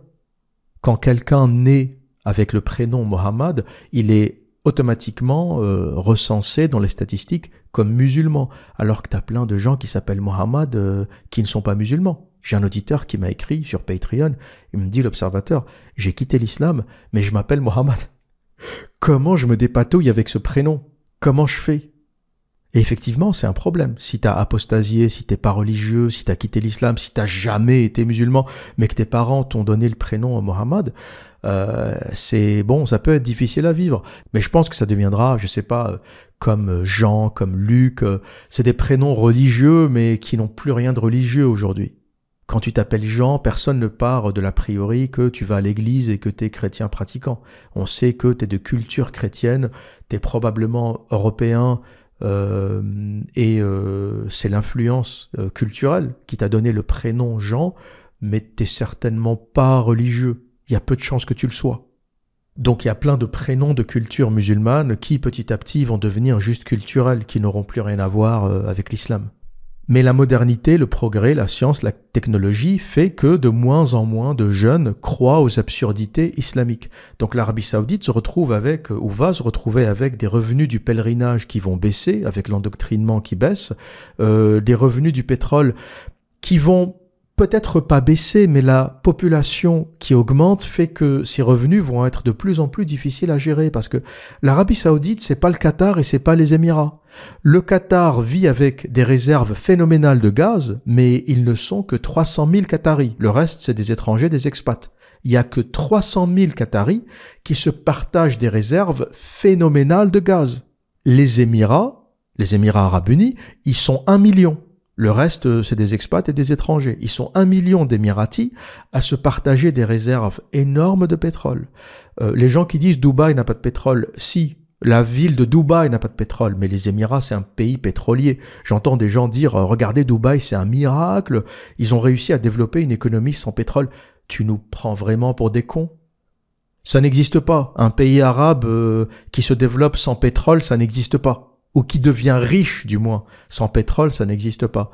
Les Émirats Arabes Unis ont du pétrole. C'est comme ça que Dubaï s'est développé. Dubaï, la ville n'a pas de pétrole. Bah oui. C'est comme dire New York n'a pas de pétrole. Mais l'Amérique, c'est l'un des premiers producteurs de pétrole au monde. Dire Dubaï n'a pas de pétrole, c'est comme dire New York n'a pas de pétrole. Donc faut arrêter les conneries 2 secondes. Tous les influenceurs de merde qui disent j'ai entendu un influenceur dire ça, regardez Dubaï, c'est un bon exemple d'un pays arabe qui se développe sans pétrole. Arrêtez de prendre les gens pour des cons. Les Émirats Arabes Unis ont du pétrole. C'est comme ça que Dubaï se crée et se développe. On discutera de ce que deviendra Dubaï après le pétrole. D'ailleurs, c'est une ville qui avait fait faillite en 2008-2009 et elle a été sauvée par les Émirats Arabes Unis. Donc la raison pour laquelle l'Arabie Saoudite s'excite, c'est vraiment symptomatique d'un malade qui agonise, qui fait ses annonces de The Line, le parc Dragon Ball Z, le tourisme, etc. L'Arabie Saoudite agonise parce qu'ils sont 36 millions d'habitants à se partager les réserves pétrolières. Faut pas comparer avec le cas Dubaï ou avec le cas Qatar, ou le cas Émirats Arabes Unis et le cas Qatar. Quand t'es 300 000, comme dans le cas du Qatar, à te partager le gaz d'une région entière, oui, t'es riche et tu seras riche pendant un bout de temps. Quand vous êtes 36 millions à vous partager les réserves pétrolières, c'est pas le même délire. Donc l'Arabie Saoudite, avec une population qui va monter à 37, 38, 40, 45 millions, sur les mêmes réserves pétrolières, c'est pas le même délire. Voilà pourquoi Ben Salman s'excite, voilà pourquoi il ouvre son pays, voilà pourquoi il fait des annonces de projets complètement délirants, parce que l'Arabie Saoudite sait que la fin va arriver et ils ont besoin d'un autre modèle économique qui n'est ni le pétrole ni le pèlerinage, le hajj. Donc ils vont se tourner vers le tourisme, vers les balades dans le désert, les chameaux, les grands projets, etc. sur le modèle Dubaï. Et pour revenir au projet The Line, parce que après tout ce discours, je suis obligé de vous dire ce que j'en pense, eh bien, imaginez le désastre écologique que ça va être. Pas uniquement écologique, économique, structurel, technique, tout ce qu'on veut. Imaginez une ville de 170 km de long, coincée entre 2 murs parallèles qui font 500 mètres de haut et qui enferme 9 millions d'habitants en plein désert, sans parc, sans véritable espace extérieur, à part les quelques patios disséminés comme ça le long de cette ligne en béton. Moi, ce que j'en pense, c'est que c'est une dystopie terrifiante. Imaginez une pandémie, du type Covid ou autre, où vous seriez enfermé dans The Line, avec la police qui patrouille, qui fait les allers-retours avec les infirmiers, qui frappe à votre porte pour voir si vous avez votre QR code, votre vaccin, votre passe sanitaire. Vous avez votre passe sanitaire et tu peux pas te barrer. T'es enfermé. T'es en confinement dans The Line, t'es en confinement entre 2 barres parallèles de 500 mètres de haut en plein milieu du désert, avec la police qui fait les allers-retours. Moi, je pète un câble. Je saute par la fenêtre. Le pire, c'est que même si tu sautes, t'es dans le désert. Et je sais même pas si sauter par la fenêtre sera possible, parce que je pense que l'idée, c'est 2 miroirs parallèles et que tout donne vers l'intérieur, tout donne vers le patio intérieur, et que les miroirs extérieurs soient des miroirs uniquement d'apparat. À vérifier, je sais pas si cet aspect du projet a vraiment été détaillé largement, mais il se peut qu'il n'y ait même pas de fenêtre pour sauter vers l'extérieur, au cas où tu aurais un parachute et que tu veux te barrer de cet enfer. En fait, c'est une prison de luxe. Si tu me dis... Comment t'appelles un bâtiment en béton de 170 km de long, 500 mètres de haut, où 9 millions de personnes sont enfermées sans possibilité de sortir, à part les extrémités. Et où tu es contrôlé quand tu rentres, quand tu sors, on sait tout ce que tu fais, tu as des caméras partout. J'appelle ça une prison. Une prison de luxe peut-être, mais une prison quand même. Imaginez un incendie dans The Line. Tu sors par où? Parce qu'en fait, il faut comprendre que les 2 points d'approvisionnement, c'est aux 2 extrémités de la ligne. C'est-à-dire que tu as un point d'entrée et le point de sortie, il est 170 km plus loin. Entre les deux, c'est le désert. S'il y a un incendie, on évacue comment 9 millions de personnes lorsqu'on n'a que 2 extrémités? C'est terrifiant lorsque tu y penses. Quand tu vois la géométrie du truc, si on ferme les 2 extrémités de The Line, rien ne sort, rien ne rentre. Et en termes d'infrastructure, c'est une catastrophe. Si vous voulez mon avis de concepteur, d'architecte, la linéarité fait que toutes les entrées d'eau, d'électricité, de nourriture, d'approvisionnement se font par les extrémités. Au milieu, t'as rien. Au milieu, c'est le désert. Il n'y a pas de livraison qui se feront par le désert. Il n'y a pas tout ce qui arrivera, ton colis Amazon, les lettres, les courriers, la fibre, Internet, l'eau. Tout arrivera par une seule extrémité ou par 2. C'est connecté à 2 extrémités. Au milieu, il n'y a rien. S'il y a un problème à l'une des extrémités, c'est une catastrophe. S'il y a un incendie, s'il y a un attentat, imagine des terroristes qui se mettent d'accord pour flinguer The Line. Ils se mettent d'accord le même jour. T'en as un qui se met à la sortie, ou plutôt à l'entrée des 170 km, et l'autre il se met à la sortie des 170 km, et ils se font exploser les 2 en même temps. Et en se faisant exploser, ils font exploser la fibre, l'eau, les arrivées d'électricité, ils foutent un bordel monstre, ça provoque des incendies, etc. Et t'as 9 millions de personnes coincées au milieu, sans eau, sans électricité, sans moyen de sortir. Vous imaginez la dinguerie que c'est? Moi, quand je vois ça, je pense immédiatement aux conséquences d'un attentat ou d'un incendie. Quand on me dit à quoi tu penses quand tu vois The Line, la première chose à laquelle je pense, c'est un attentat ou un incendie aux extrémités de la ligne, avec aucun moyen d'approvisionner le centre, et 9 millions de personnes bloquées à l'intérieur. C'est un scénario de film catastrophe, le délire. Ça finira en cannibalisme. Au bout de 4 jours, les gens vont commencer à se griffer, à se manger, à se tabasser, ils vont se cuisiner de la chair humaine. Je vois très bien le scénario finir comme ça. The Line, c'est les idées dystopiques, les fantasmes de contrôle de la population, de gestion, d'efficacité, d'optimisation, etc., qu'avait déjà commencé Le Corbusier, qu'avait déjà développé Le Corbusier au stade embryonnaire, sous stéroïdes. Tu prends la merde de Le Corbusier sous stéroïdes, ça te donne The Line.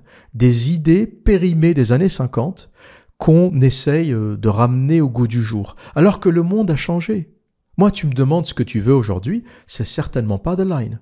Moi, je veux une maison de plein pied, un jardin, de l'espace, la possibilité de me barrer, parce que je déteste le contrôle. Je déteste la surveillance, je déteste l'État, je déteste le contrôle. En fait, la liberté, pour moi, c'est crucial. Une maison de plein pied, un jardin, un pick-up pour pouvoir me barrer, et c'est tout. Après, le reste, c'est du bonus. Mais cette idée d'être enfermé dans une ligne au milieu du désert, jamais de la vie. Je passerai mon temps à penser aux incendies, aux attentats, aux coupures d'eau, aux coupures d'Internet, à un truc grave qui va arriver. Et l'eau, c'est peut-être le problème majeur, parce que cette putain de barre est au milieu du désert, et les arrivées d'eau, vous comprenez bien qu'elles viennent pas du désert, elles viennent des extrémités. Et vous imaginez la puissance des pompes qu'il faudra pour faire circuler l'eau sur 70 km, vous imaginez la maintenance, c'est une merde absolue, c'est une dinguerie. Les évacuations des égouts, comment ils font les mecs ? 170 km, il n'y a pas d'égout dans le désert, ils vont mettre des fosses septiques. Et ça va finir comme la dinguerie des camions à merde du Burj Khalifa. Vous savez que le Burj Khalifa, la plus haute tour du monde à Dubaï, n'est même pas connecté au tout à l'égout. C'est pas connecté aux égouts. Tous les jours, il y a des camions à merde qui défilent pour vider les fosses septiques. Les mecs qui construisent des gratte-ciels, ils sont pas foutus d'avoir des égouts. On a des égouts depuis l'Empire romain. Les Sumériens, il y a 5000 ans, avaient déjà un réseau d'égouts. Dubaï, en 2024, ils n'ont pas encore les égouts? Et les gens parlent de villes modernes? À chaque fois qu'on me dit qu'est-ce que tu penses de Dubaï, je réponds toujours la même chose. Parlez-moi de Dubaï lorsqu'ils auront des égouts, lorsqu'ils seront fichus de créer un réseau d'égouts et de connecter la tour la plus haute au monde, Burj Khalifa, aux égouts. Tant qu'il y aura des camions à caca, des camions à merde qui défilent pour vider les fosses septiques, je ne croirai jamais au développement de Dubaï. C'est une ville sous-développée. Il y a l'apparence du développement, les tours, les centres commerciaux, la climatisation. Mais en dessous, c'est de la merde, c'est du caca, c'est des fosses septiques. Pour moi, la modernité, c'est les égouts. C'est comme ça, en fait, qu'on s'est développé. Ce qui a éradiqué les maladies, c'est pas les médecins, c'est les plombiers. Ça, c'est quelque chose que peu de gens comprennent. Ils pensent qu'on a éradiqué le choléra, la malaria, les saloperies, la typhoïde, toutes ces maladies de l'eau et du caca, ces maladies de l'Escherichia coli. Ils pensent que c'est les médecins qui les ont éradiquées. C'est faux. Les médecins traitent. Quand le médecin arrive, c'est trop tard. Le médecin traite quand tu es malade. Mais ceux qui ont fait la prévention, c'est les plombiers. C'est ceux qui ont installé les réseaux d'égouts, les réseaux d'assainissement. Le plombier a plus fait pour l'humanité que le médecin. Le plombier sauve plus de vies que le médecin. Les réseaux d'égouts qui font qu'on n'a pas de la merde dans la rue, qu'on n'a pas des seaux de merde comme à la période médiévale qu'on jetait par la fenêtre, qui contaminaient les eaux, qui contaminaient les ruisseaux. On finissait avec de l'Escherichia coli dans l'eau potable qu'on était censé boire. Il y a même une époque où on buvait en Europe plus de bière que d'eau parce que la bière était plus saine. Le procédé de fabrication de la bière faisait qu'il y avait moins de bactéries, notamment l'alcool, faisait qu'il y avait moins de bactéries que dans l'eau. Donc les gens se sentaient plus en sécurité en consommant de la bière qu'en buvant de l'eau qui pouvait contenir toutes sortes de saloperies, notamment l'Escherichia coli, la merde, le caca, en raison des réseaux d'assainissement qui étaient mauvais, tout simplement. La merde qui se déversait dans les rivières, les lacs, les ruisseaux, qui contaminaient l'eau potable. Et voilà comment on arrive à ces niveaux de santé en Europe. C'est grâce au réseau d'assainissement, bien avant la médecine moderne, bien avant les traitements. Et à Dubaï, ils ont encore des fosses septiques et ils sont pas foutus d'avoir des égouts. Vous comprenez un peu le problème et tout le côté artificiel de cette ville. Et pour revenir à The Line, je parle même pas du désastre écologique. Vous imaginez tous les animaux, la migration saisonnière des animaux qui passent de l'est à l'ouest, du nord au sud. On ne construit jamais de grandes barrières dans la nature pour cette raison. Et lorsqu'on crée des barrières ou lorsqu'on construit des barrières, on crée toujours des passages, on permet des passages pour que les animaux puissent continuer à migrer. Une ligne pareille qui coupe toutes les migrations des animaux sur un territoire, c'est une dinguerie, c'est de la folie, c'est une dinguerie écologique. Donc vous mettez tout ça bout à bout, la catastrophe écologique, les aspects sécuritaires dont on a parlé, incendie, bombes, les entretiens, la maintenance de cette façade de verre, un miroir en plein désert avec le sable, une dinguerie, parce que c'est ça le projet. Le projet, c'est que les 500 mètres de façade sur 170 km soient une espèce de miroir qui reflète le désert. T'as compris que ça ressemblera plutôt à un pare-brise plein de sable. Ça va être ça le projet, avec les tempêtes, avec le sable qui colle à la façade. Le truc sera marron toute l'année. Ceux qui pensent que ça ressemblera à un miroir propre qui reflète le désert, vous ne comprenez rien au fonctionnement des matériaux et à la nature. Le problème numéro 1 de ce bâtiment, c'est le sable. Et pour revenir à la question des égouts, je ne sais pas comment ils vont faire. Je ne sais pas comment ils ont prévu de gérer le caca de 9 millions de personnes en plein désert. Surtout que les égouts, c'est du gravitationnel. L'arrivée de l'eau potable, ça fonctionne par pression. Donc avec des pompes sophistiquées, plus des pompes électriques à intervalles réguliers, tu peux acheminer l'eau. Mais les égouts, c'est du gravitationnel.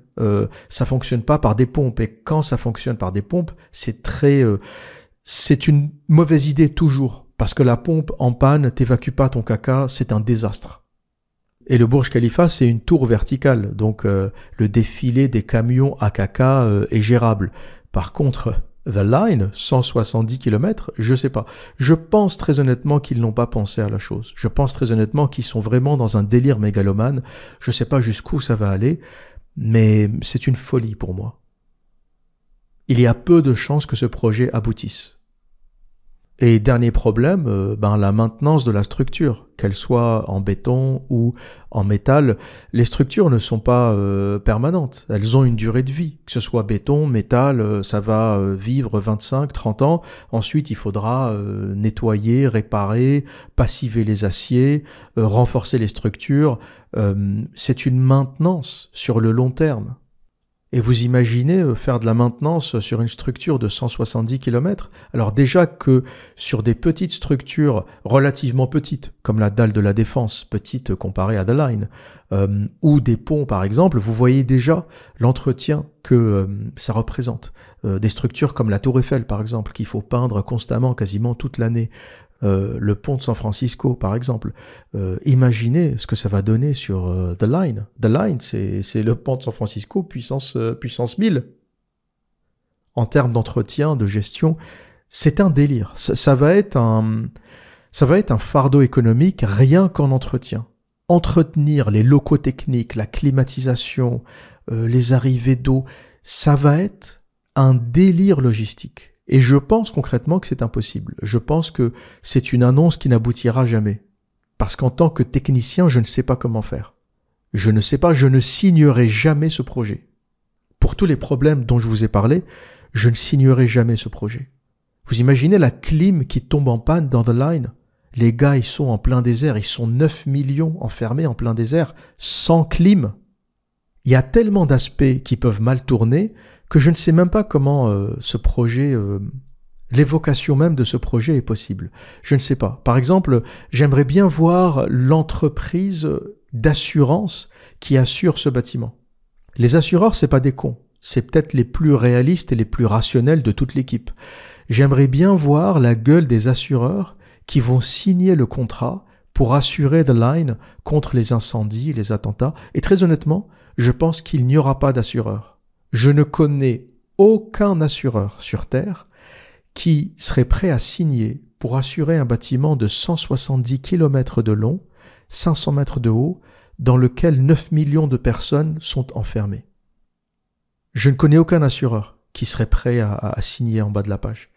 Tellement de choses peuvent mal se passer, tellement de problèmes, tellement de catastrophes, incendies, attentats, panne de la climatisation, panne des arrivées d'eau, panne électrique, panne internet, problème avec les égouts. Vous imaginez les égouts de 9 millions de personnes qui stagnent parce que les pompes électriques sont tombées en panne ou parce que les fosses septiques ne marchent plus, le caca de 9 millions de personnes qu'on n'arrive pas à évacuer, la dinguerie, aucun assureur ne signera, aucun.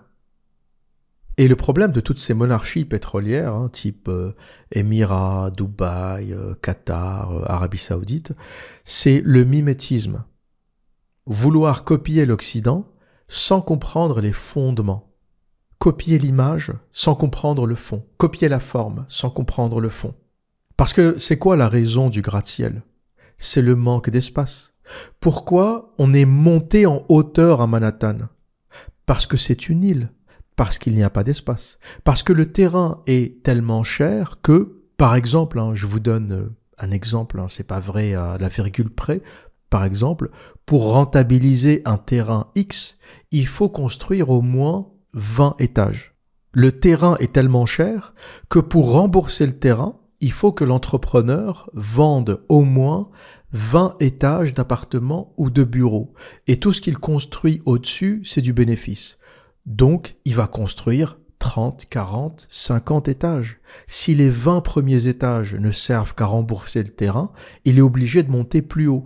Donc, ce qui fait qu'on a construit très haut à Manhattan, c'est que les terrains étaient chers, la densité était élevée et la tour devenait rentable. Sans parler du fait qu'on a développé les ascenseurs, les technologies qui font que 30 étages, c'est devenu possible et réaliste. Sans l'ascenseur, 30 étages, c'est pas possible. Et c'est pour ça que le gratte-ciel à New York ne choque pas, parce que c'est une réponse à une vraie contrainte. Et c'est ça une bonne architecture.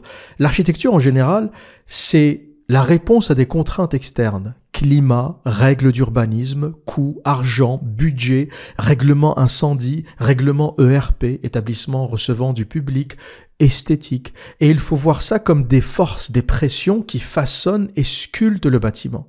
Un bâtiment, est sculptée par les pressions externes, la réalité du terrain, le budget du client, les règles d'urbanisme, qui font qu'on obtient l'aspect final. L'esthétique, finalement, n'est pas si cruciale que ça. L'esthétique, c'est un truc qui vient à la fin pour que le bâtiment ne soit pas trop laid. Mais en général, surtout à Manhattan et à New York, le nerf de la guerre, c'est l'argent. Et le drame de Dubaï, ou le problème, c'est d'avoir voulu copier New York, copier la forme, sans comprendre le fond. Dubaï, c'est pas Manhattan, ils n'ont pas de problème de terrain, d'espace. Et la raison pour laquelle les gens disent Dubaï paraît artificiel, contrairement à New York, c'est parce que c'est artificiel. Les New-Yorkais ont répondu à une vraie contrainte de l'île de Manhattan. Ils ont répondu à un vrai besoin. Et ils ont construit les gratte-ciel comme la réponse logique. Les gens de Dubaï et les urbanistes n'ont pas ce problème. Et ils ont d'autres problèmes par contre, le climat, la chaleur. Et ils se sont mis à construire des gratte-ciel dont on ne comprend pas la logique. Des gratte-ciel qu'il faut climatiser, qui coûtent très cher à entretenir, avec un climat aride, du sable, du vent, du désert. Et la raison pour laquelle ça fait artificiel, c'est que c'est artificiel. Quand les gens disent « il y a un truc, je sens un truc bizarre à Dubaï, je sens qu'il y a un truc qui va pas, je sens que ça manque d'authenticité ». Ben, c'est pas que tu sens, ça manque d'authenticité, c'est artificiel, c'est fake, c'est mensonger. Dubaï, c'est une gonzesse maquillée. C'est une gonzesse qui a fait de la chirurgie esthétique dans tous les sens. Et quand les fils vont péter, ça sera laid à voir. Quand il n'y aura plus de pétrole, je dis toujours de la poussière à la poussière. Dubaï est né de la poussière, il va retourner à la poussière. Il n'y a aucun fondement logique. Les bâtiments sont artificiels, il n'y a pas d'égout, il y a des fosses septiques pour collecter le caca, même pas foutu d'avoir un réseau d'égouts. Les gens qui y vont sont des expats. Ils n'ont aucun avenir là-bas. Vous savez que c'est impossible d'obtenir la nationalité émirati. Tu peux passer 20 ans aux Émirats, tu seras toujours un étranger. Donc les gens qui vivent là-bas savent très bien qu'ils sont là-bas pour gagner un peu d'argent et ils vont partir. Même leur présence est artificielle. Tout est artificiel. L'immigration est artificielle. Tu vis 10 ans aux États-Unis, tu deviens américain, tes enfants deviennent américains. Tu vis 10 ans à Dubaï, le jour où ils te demandent de te barrer, tu te barres. Jamais tu ne feras partie d'eux. Jamais ils ne te donneront la possibilité de vivre avec eux sur le long terme. Donc, tu es tout le temps sur la sellette. C'est ça qui doit être psychologiquement difficile à Dubaï, c'est que tu vis à Dubaï, tu passes 10 ans, 15 ans, 20 ans, 30 ans. T'as jamais la nationalité émirati, tu ne deviens jamais, t'as jamais cette stabilité. Le jour où ça va changer, le jour où ils vont te dire de dégager, tu prends tes affaires et tu pars. Le jour où il y aura une crise économique grave et qu'ils vont dire Dubaï aux Dubaïotes, les Émirats pour les Émiratis, c'est bon, il n'y a plus de projet, il n'y a plus d'argent pour les étrangers, tu vas dégager. Le côté artificiel de Dubaï est terrifiant. Et en bonus de ce podcast, on va parler de la question de la beauté. La beauté des ensembles urbains. Qu'est-ce qui fait la beauté des villes médiévales qu'on arrive à retrouver nulle part ailleurs? Qu'est-ce qui fait que nos villes européennes sont belles en comparaison aux villes du Moyen-Orient qui essayent, ils font le meilleur, ils tentent, mais c'est toujours aussi laid. Et ça ne sera certainement pas durable. Et il y a une personne qui s'est posé cette question. Qu'est-ce qui fait la beauté? Il y a bien quelque chose, un mécanisme, un savoir-faire qui fait qu'on savait faire des villes belles. Et la personne qui s'est posé cette question, c'est Camille Ossite, dans son ouvrage « L'art de bâtir les villes », publié en 1889. Et il s'est posé la question suivante, qu'est-ce qui fait la beauté des villes médiévales? Y a-t-il un secret que l'on pourrait reproduire pour construire des villes modernes aussi agréables que Vienne, Prague, Sienne ou Venise? Et la conclusion à laquelle il est arrivé, c'est que les villes médiévales se sont construites de manière organique. Il n'y a pas eu de plan directeur, de choses qui ont forcé. Ça s'est fait par le bon sens, sur le très long terme et de manière organique. Et il donne un exemple pour ça. Il donne l'exemple de la fontaine. Lorsque vous voyez une fontaine sur une place de Sienne, de Venise, de Prague, vous ne vous dites jamais « il y a un truc de bizarre avec cette fontaine ». Elle n'est pas au bon endroit, ou elle aurait dû être plus à gauche, plus à droite. Tu ne te poses jamais cette question et le lieu de la fontaine paraît comme le lieu évident. Et la raison est que la façon dont on positionnait les fontaines au milieu des places médiévales était la suivante. On remarquait, lorsqu'il neigeait, que lorsque les calèches passaient, les chevaux, les passants, il y avait un endroit de la place qui formait une espèce de rond-point, un endroit où personne ne passait, mais de manière organique, c'est-à-dire que les gens font les pourtours de la place parce qu'ils visitent les magasins, parce qu'ils vont dans leur logement, mais le centre de la place, il y a toujours un point précis où naturellement les gens ne vont pas. Et naturellement, à cet endroit de la place, il y a toujours un monticule de neige qui se constitue, parce que forcément, il n'y a rien qui perturbe cette neige. Les gens ne passent pas par là-bas, les calèches ne passent pas, les chevaux ne passent pas. Et cet endroit a été identifié comme le point statique de la place. Personne n'y va, le trafic de manière organique ne passe pas par là-bas, et c'est là où la fontaine était généralement construite. Elle était construite de manière organique dans le point le plus statique de la place. On pourrait reproduire la même chose aujourd'hui. Par exemple, on a une grande pelouse, une place publique avec du gazon, et on se dit, mais où est-ce qu'on va mettre la sculpture ou la fontaine? Eh bien, on pourrait regarder les pas que font les gens sur le gazon. Forcément, là où passent beaucoup les individus, il n'y aura plus de gazon. Le gazon va être écrasé au fur et à mesure du temps. Et on verra à cet endroit une espèce de place de gazon qui n'a pas été perturbée. Ça veut dire que les gens ne passent pas par là-bas, ne s'assoient pas là-bas, n'y vont pas, ne font rien de spécial. Eh bien, ça sera le meilleur endroit pour installer une structure, une sculpture, une fontaine, peu importe. Voilà ce qui faisait, voilà l'un des éléments, c'est pas le seul, qui faisait le côté incroyablement naturel des places médiévales. C'est qu'elles se construisaient de manière totalement naturelle et organique. Autre chose, les places médiévales sont souvent triangulaires. Elles sont pas carrées ou rectangulaires comme les places classiques de l'architecture haussmannienne ou napoléonienne.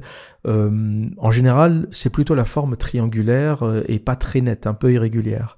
Et toutes les rues arrivent jamais en plein axe, mais sur le côté de la place.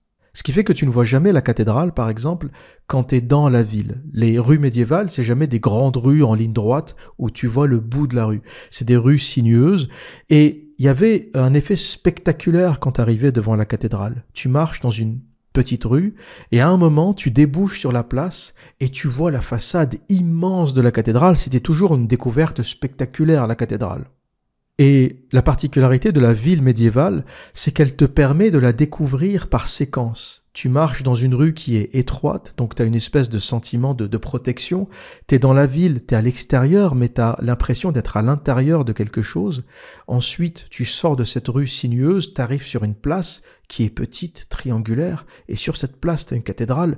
Et le côté petit, étriqué, de la place fait que la cathédrale paraît encore plus spectaculaire. Les cathédrales qui sont sur des parvis immenses sont moins spectaculaires parce que le ratio largeur de la place, hauteur de la cathédrale est défavorable. Alors qu'une place minuscule sur laquelle tu as une cathédrale gigantesque renforce, amplifie la dimension de la cathédrale. Et tout ça se fait de manière organique sur plusieurs siècles. Les rues de la ville médiévale, c'est pas n'importe quelle rue, elles ne se font pas n'importe comment. C'est des rues qui vont d'un point à un autre, qui vont souvent vers d'autres villes ou d'autres villages. Les rues avaient un parcours qui était clair, c'était pas des rues créées artificiellement. La rue Cauchoise à Rouen, par exemple, c'est une rue qui va vers le pays de Caux.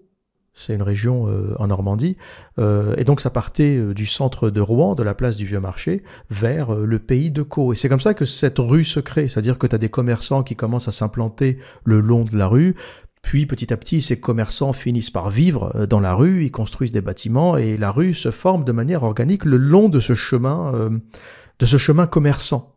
Et c'est ça qui fait la beauté des villes médiévales, c'est que la création est organique, et c'est pas un cerveau, comme le Corbusier, que je vais qualifier de cerveau malade. C'est pas un fasciste qui crée des villes, qui tire des grandes lignes, qui fait des plans pour contrôler la population, l'efficacité, etc.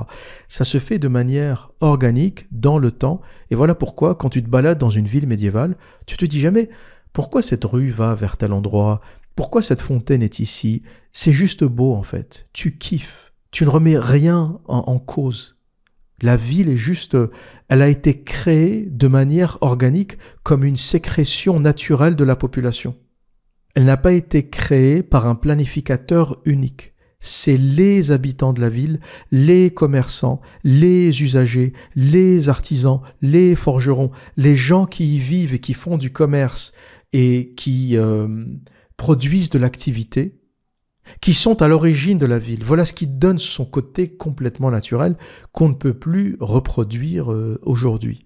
Voilà pour le petit cours d'urbanisme. Et si vraiment ça vous intéresse, le livre de Camille Ossite, L'art de bâtir les villes, en vaut vraiment le détour parce qu'il prend beaucoup d'exemples de villes européennes, il élabore, il pousse le détail beaucoup plus loin que ce que je fais actuellement. Et pour résumer, The Fountainhead, le film et le roman, est le fruit d'une vision fantasmée et erronée de l'architecture.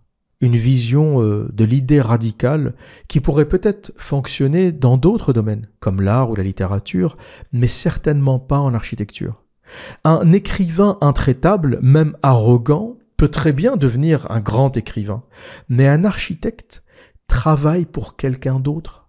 Son rôle est de fournir un service. Un bon architecte, c'est quelqu'un qui sait écouter ses clients, les utilisateurs, les habitants. Ce sont eux qui vont vivre l'espace et qui vont interagir avec l'espace créé. Une fois que l'architecte a livré son projet, il prend son chèque et il s'en va. Mais ceux qui doivent supporter les erreurs, subir les erreurs de l'espace mal conçu, parfois dangereux, ce sont les usagers. Et ignorer ça, c'est de la psychopathie. Il y a d'ailleurs beaucoup d'hypocrisie chez les architectes. Vous pensez que les stars de l'architecture vivent dans les bâtiments modernes qu'ils construisent, avec des plafonds à 2,50 m, 2,40 m? La majorité des architectes, dès qu'ils se font un peu d'argent, ils s'achètent un appartement haussmannien avec 3,50 m sous plafond. C'est ça qui se passe en réalité. Les architectes modernes ne vivent même pas dans les appartements de merde qu'ils construisent. Dès qu'ils sont bourgeoises, dès qu'ils s'enrichissent, ils vont s'acheter une maison victorienne à rénover au Royaume-Uni ou un appartement haussmannien ou une maison de maître à Paris. Parce que ces espaces sont bien plus agréables à vivre, tout simplement. Et c'est là qu'Ayn Rand se trompe fondamentalement dans The Fountainhead, parce qu'elle idéalise l'architecte en tant que créateur génial et solitaire, sans prendre en compte l'essentiel. L'architecte n'existe que parce que le client existe, que parce que le client ou l'investisseur ou l'usager ou les trois existent. Construire comme le fait le héros d'Ayn Rand sans intégrer ses investisseurs et les usagers du projet, c'est construire contre eux. Et c'est ça qu'il finit par faire. Il devient arrogant, pénible, il se victimise, le tout dans un pathétique, pénible et immature. Mais si Ayn Rand se trompe sur l'architecture, elle est bien plus pertinente sur la question du libéralisme, de l'individualisme, de l'objectivisme, dont elle est l'une des meilleures porte-étendards, ou l'un des meilleurs porte-étendards.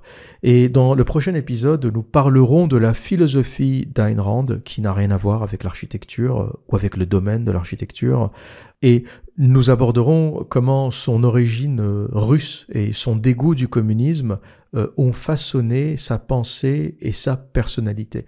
Et je pense que c'est là que le travail d'Ayn Rand prend toute son ampleur. Le roman de Fountainhead, malgré sa popularité, et le film, malgré sa popularité et sa qualité, n'est vraiment pas son meilleur travail. En raison de cette vision un peu idéalisée et fantasmée de l'architecture. Mais sur la question du libéralisme, Ayn Rand est fascinante, vous ne serez pas tous d'accord avec elle, mais ce qu'elle a à dire est très intéressant, plus qu'intéressant, et voilà ce dont nous allons parler dans le prochain podcast. Et que dire d'autre? Eh bien, comme à mon habitude, prenez soin de vous et à très bientôt.